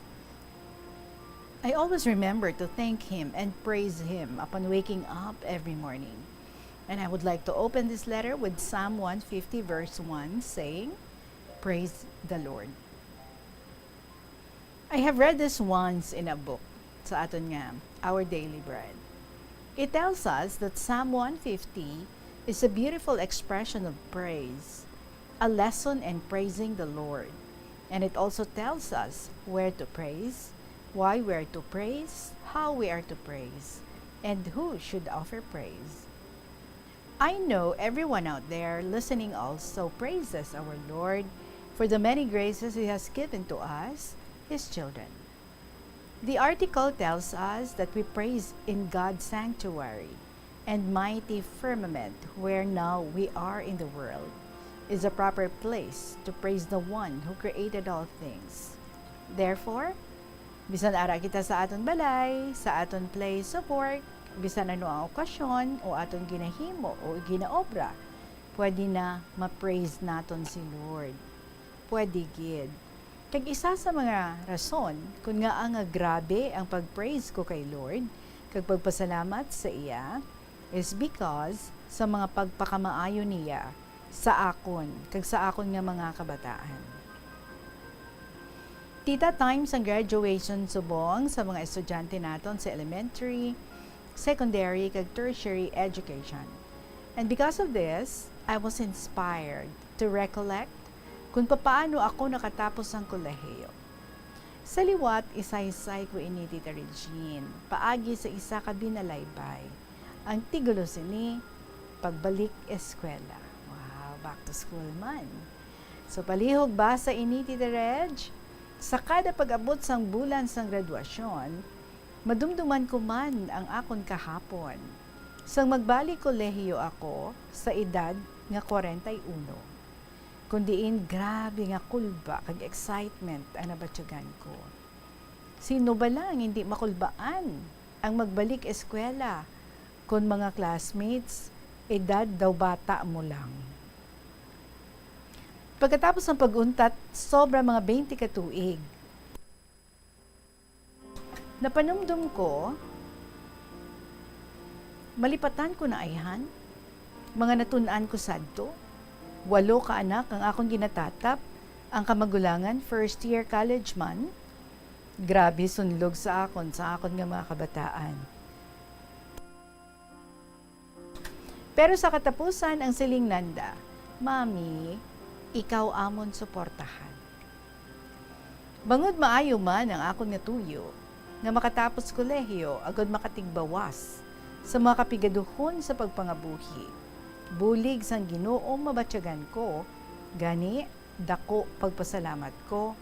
Bisan ang gabi ginhimo ko nga daw adlaw man, nagapanglaba, pamalansya, panghimo sang balay, manindahan kag magluto sang amon pagkaon, kag buligan ang kabataan sa pagtuon sang ilang mga leksyon. Nadumduman ko pa sadto, kung may vacant period kami, dito ako nagastay sa amon nga library, naga-research, nagahimo sang assignments, kag nagatuon. Agud pag-abot sa balay, ang obrahon ko naman, ang pagkailoy. Huwag gid man ako tanto na budlayan sa pagtuon sang leksyon, kay kalabanan kinahanglan, common sense lang ang gina-apply ko. Gani, madasig comprehension ko. Salamat sa rich experience nga naagihan ko nga nakabulig sa akon sang todo-todo. Sa amon section, 4 kami nga mga nanay na. Ako, si Novelia, si Fe, kag Nena. Tanan kami, lunsay may mga bata na. Pero, nagahimakas makatapos, bisan mabudlay pa. Tama kasadyaman ang amon nga grupo, BS Agriculture and Homemaking Education, ang amon nga kurso. Nagbuligay kami, agud kada semester, malampuwasan, kag makapasing grades sa subject nga tanan. Paborito kong subjects ang English kag Filipino. Mga leksyon, do hampang lang ang pamatyagan ko. Gani mga grades ko, tanan man maayo, kag masiling ko, with flying colors. Makapasar ako. Kaayo kag very understanding ang amon mga instructors, si Ma'am Perez, Ma'am Lementilio, kag Ma'am Carbon, mga kaayo nanda sa amon, hindi ko malipatan. Kag tanan sanda, akon gid ginapasalamatan. Tanan kaming 4 nga mga nanay na card kag nakamaestra. Kalipay sa tagipusuon namon, wala pagsudlan. Kag pagpasalamat sa Dios, wala sang katapusan. Ambot, paano ko naantos tanan nga kabudlay? Ang sa pensar ko, ang diplomang tuyo nga tani makaptan, kag sa bulig sang akon bana kag mga kabataan, ang kolehiyo natapos ko, sa bulig man sang aton may kapal. Gani sa mga estudyanteng graduates nga nagapamati subong, ginapaabot ko ang akon mainit na congratulations. Sa mga nag-graduate, panginbulahan sa inyo tanan, kag tani makabulig na kamo sa inyo ginikanan. Agud sila malipay man sa inyo nga gindangatan. God bless and good luck to all of you graduates. May all your dreams come true. Tita Regine, luyag kumani congratulate ang mga parents sa aton mga graduates. Bangod sa ila pag-antos kag paghimakas, na-prepare nila ang ila kabataan para sa isang maayong buwas damlag. Nagapakita lang ini, nga kung may pangabudlay, may nagahulat nga success. Nga sa likod sang galom, may kasanag. Isa sa akong mga apos kay girl, si Dindin, ang nag-graduate sa grade 6. With honor siya, kag may 3 ka medals nga nadaog niya sa contest sa journalism. Editorial cartooning, ang contest nga iya nga gin-join. Amo man si Dudes, Tita Regine, ang akong nga schoolboy, ang nag-graduate sa grade 12 and with honors man. Congrats! So congratulations sa ilang duha. Well, hasta diri na lang ang letter ko, Tita Regine. Until next meal, bye-bye and God bless. Sincerely, Student Mom of Lambunaw.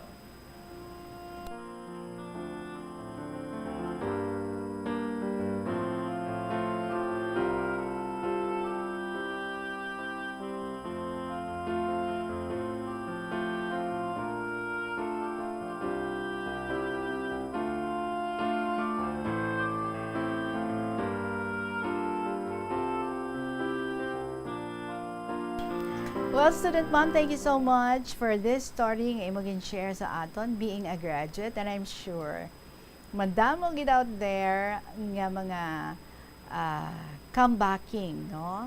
Nga mga mothers nga nagbalik eskwela kay medyo nauna-una, no? Ang pag-baby, ang pag-family, but they want, kung nakauntat man sa una, they want to continue para nga makakuha man sang diploma, just like no what you did, ikaw ya, after pila ka 42 years old.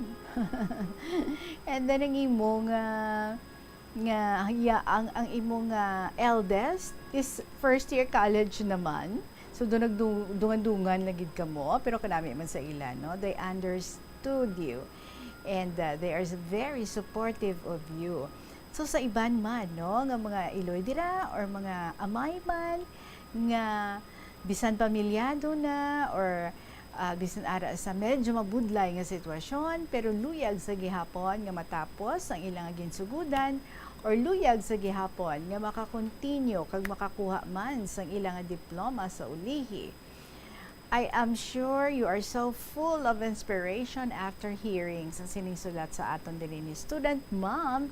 Amo na nga nag-student mom siya, kay ti estudyante na siya, mami pa siya. Sa iya nga, madamo-damo man, no, nga mga kabataan, kundi ko magsala, 6-7.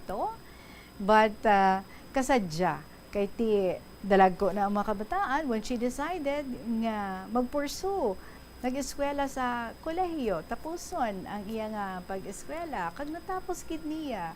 And di ba, nakashare man siya diri sa aton at 70 plus, nag-learn siya nga mag-play sang piano. Wow, kag naka-recital siya. Di ba? So, it's not all about the age. It's all about your dream. Nga ang imo nga pag-sight sa imo nga dream is so very focused, no? Kag hindi ka luyag nga ano man nga mga distractions makapaguba sang imo nga mga handom, kag luyag mo lang gid yan, no, nga tapuson, labuton ang imo ginahandom. So with the story of Student Mom, it is never impossible, especially you couple it with prayers, di ba? Medyo maburubudlay lang kay ti hindi lang yung pag-eskwela ang imo nga focus, kundi may ara ka paya kabataan, may pamilya ka paya nga alatipanon mo, so the struggle is real, no? And the challenge is so high, but sa mga iban nga ti gahulat ma lang, no? Sa sini nga mga challenging situations, sige ihatag, iplastar, himuunta. So I just hope, no, with the right attitude, kamudira nga mga nagaplano man, I hope it wouldn't remain as plans ang inyong aluyag nga labuton sa inyong kabuhi, especially when it comes to education, especially nga gusto nyo man, regardless pilang inyong nga edad, gusto nyo nga makakurso ka mo. So, all the best also. Kag just be prepared physically, mentally, spiritually. Kaya yan. So, good luck dira sa inyo. Much inspiration. Si Aris 8 is also going back to school. May isa siya ka kid, my husband. Ay, pero kanami lang gid sa gihapon, no? So, I am very happy looking at these moms nga bisan mothers na sa gihapon nagapursu sa ilang ginahandom sa kabuhi, or even ang mga amay gabole budlay pagid, no? Kaya sila ang provider, but yet they know nga dako gid nga bulig if porsigihon nila nga makatapos sila sa ilang kurso. So thank you so much gid sa imo, Student Mom, kanami lang gid nag-reminisce, no, sa amo sini nga mga hitabo sa aton nga kabuhi when we thought budlay hindi kaya pero nakaya. Kay hindi man gid amo na kabudlay. Congrats. Alas 2:45 ang ating oras. We still have more stories to share with you. Magapanumbalik ang KLP with Tita Regine. Pagkatapos ng pila ka mga importante nga mga pahibalo. Ang Iloilo River Esplanade ang lugar nga para sa inyo. Ini ang favorite spot sang mga Ilonggos sa pag-ehersisyo kag paglantaw sang sunset. Madamo man sa mga local cafes kag restaurants nga malapit sa Iloilo River Esplanade nga makasatisfy gid sang imo nga kagutom. Ang Iloilo River Esplanade ang nakadaog na sa madamo nga mga awards, lakip na diri ang 2017 Gantimpala Excellence Award. Nabaton man sini ang haligi ng Dangal Award para sa Landscape Architecture category sang 2018 National Commission for Culture and the Arts o kon NCCA haligi ng Dangal Award. Nakasimba ka na bala sa Miagao Church? Ini ang kilalaman sa tawag nga Church of St. Thomas of Villanova. Ang construction sa nasambit nga simbahan ang nakumpleto sa tuig 1797. Sa subong, ang Miagao Church ang isa sa mga tourist spots sa Iloilo. Popular ang Miagao Church sa detalyado kag artistic sculptures sini nga nagapakita sang Spanish, Muslim kag Chinese traditions. Ang Miagao Church ang gindeklara bilang UNESCO World Heritage Site sang Desyembre 11, 1993. Kabombo! Subong nga naghalog na ang restrictions, madamo na nga mga physical activities ang ginabalik, ilabi na mga sports events. Apang maghalong lang ha, bangod kun ka isa, hindi malikawan nga may injury gid nga maangkon. Suno kay Michael Vincent Kayanan, physical therapist, ang ice ang mahimo nga ma-apply sa bahin sang lawas nga masakit sa sulod sang duha ka adlaw. Ang masakit nga bahin sang lawas kaangay sang tiil o kun kamot, ang ihulom sa ice o kun direkta nga butangan sang ice. Pagkatapos sang duha ka adlaw, ang injury ang mahimo na nga mabutangan sang mainit naman nga tubig. Help is available. Pinaagi sa pag-istorya, paghatag sang suporta, kag direkta nga bulig sa nagakinahanglan, mahimo mo gid nga mapunggan ang suicide kag makasalbar sang kabuhi. Santo sa World Health Organization, ang suicide ang fourth leading cause of death sa mga kabataan nagaedad 15 to 19 anyos. Kung ikaw o kung may kilala nga nagasuprer sa depresyon, mahimo nga mag-contact sa National Center for Mental Health Crisis Hotline sa numero 0966-351-4512. Ang pinakauna nga nahuman nga sementado nga karsada sa Pilipinas amo ang ginbansagan Montinola Highway nga nagalaba halin sa Forbes Bridge padulong sa Haro Plaza. Nahuman ini sadtong 1910 sa idalom sang administrasyon ni Anay Iloilo Governor Ruperto Montinola. Ang semento nga gingamit sa pagpahuman sang karsada ang imported pa halin sa Japan. Ang taytay nga human lang anay sadto sa kahoy kag kawayan ang ginilisan man sang konkreto nga istruktura kag ginpangalanan nga Forbes Bridge bilang pagpasidungog sa American Governor General nga si W. Cameron Forbes. Naga-subscribe bala ikaw sa mga serbisyo nga wala mo man ginagamit. Halimbawa, ang balayran mo na bala para nga makalantaw ikaw sang movies, pero sa tuod lang, wala naman ikaw tiyempo nga maglantaw sini. Hapos lang lipatan ang bulanan nga mga subscription sa streaming services kag mobile apps kag wala ka lang nakadipara ma-charge na ini sa imo nga bank account bisan nga wala mo man regular nga ginagamit. I-review gid ang imo nga ginagastuhan sa mga charges kaangay sini kag ikonsiderar man ang pagkanselar sa mga hindi kinahanglanon nga mga subscriptions agod nga mas magamit mo ang imo kwarta sa mas kinahanglanon nga mga butang. Ini nga pahanumdom ang ginadulong sa imo sang the number one and most trusted radio network in the country, Bombo Radio Philippines. Basta Radio Bombo! Likawan ang mga disgrasya nga dulot sang kuryente. Tabunan o konselyuhan ang mga wala nagamit nga electrical outlets. Ihaboyo kung ipa-repair ang mga electrical items nga may samad nga cords. Hukson sa saksakan ng mga electrical appliances. Stories from NB, hindi na nawawala ng sulat. Every week meron. Ay, Tagaligs. Mahal kong Tita Regine, kumusta na ka mo dyan? Makatapos ang Bombo Radio Philippines, luminigid sa imo tita, my fellow active listeners, letter senders and lovers of KLP. Good afternoon. Ay, di na ka mo subong. Kadugay ah. Don't you know that time waits for no man? Hindi ka karon makaapas ang aton nga biyahe sa kahanginan. I may miss my cup of coffee at 2 p.m. Hindi lang ang KLP. Bawa. Kakataba ng puso. Ay, salamat gali Nanay Del sa imuman pagsambit sa akon nga call name last May 23. Nakasulod na ko sa top 10 sa imong listahan. Halin kay Lola Amparing, down to Lolo Dencio, Student Mom, Mia, Miss G, and all others. Sa una, uso pa ang tape recorder. kanami gid bala ipang record ang mga episodes nga napangbasa ni Tita Regine. Makawiwili, nagapahiyom ikaw nga nagaisahanon, mag-agree o kung mag-argue.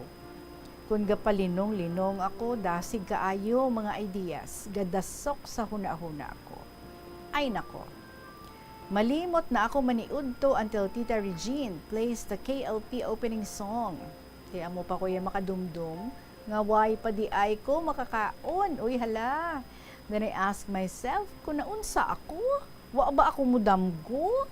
Hehe. Ay do hindi na ako mapuslan. How? Why man abi ako ginagutom? Maglagaw sa palibot, sige kaon-kaon sang bayabas, tambis, mangga, kapaya, saging, instead sang tinapay, cupcake, chicharon, etc. Tita, it's really wonderful to read, think, then write for documentation, whatever lessons you would like to share with our fellow KLP listeners. Makalingaw, ma-enjoy ka sa imo pagbalay sa mga istorya nga may kaangtanan sa imo kaagi sa kinabuhi. Kung sa bagay, ang pagpalambot naton sa aton kaagi, success man o failure, pagharakak kag paghibubunot, normal man lang dia sa kinabuhi ta. Si Tita Regine nagabasa pagpalugpay sang aton ginapautwas nga baratsyagon. Ako gani nalipay gid pagbasa ni Tita Regine pasunod sa duha ko ka episodes last May 21 and 22. To thank you gid Tita. How delightful was Tuesday afternoon to hear you read my episode Pamumuno.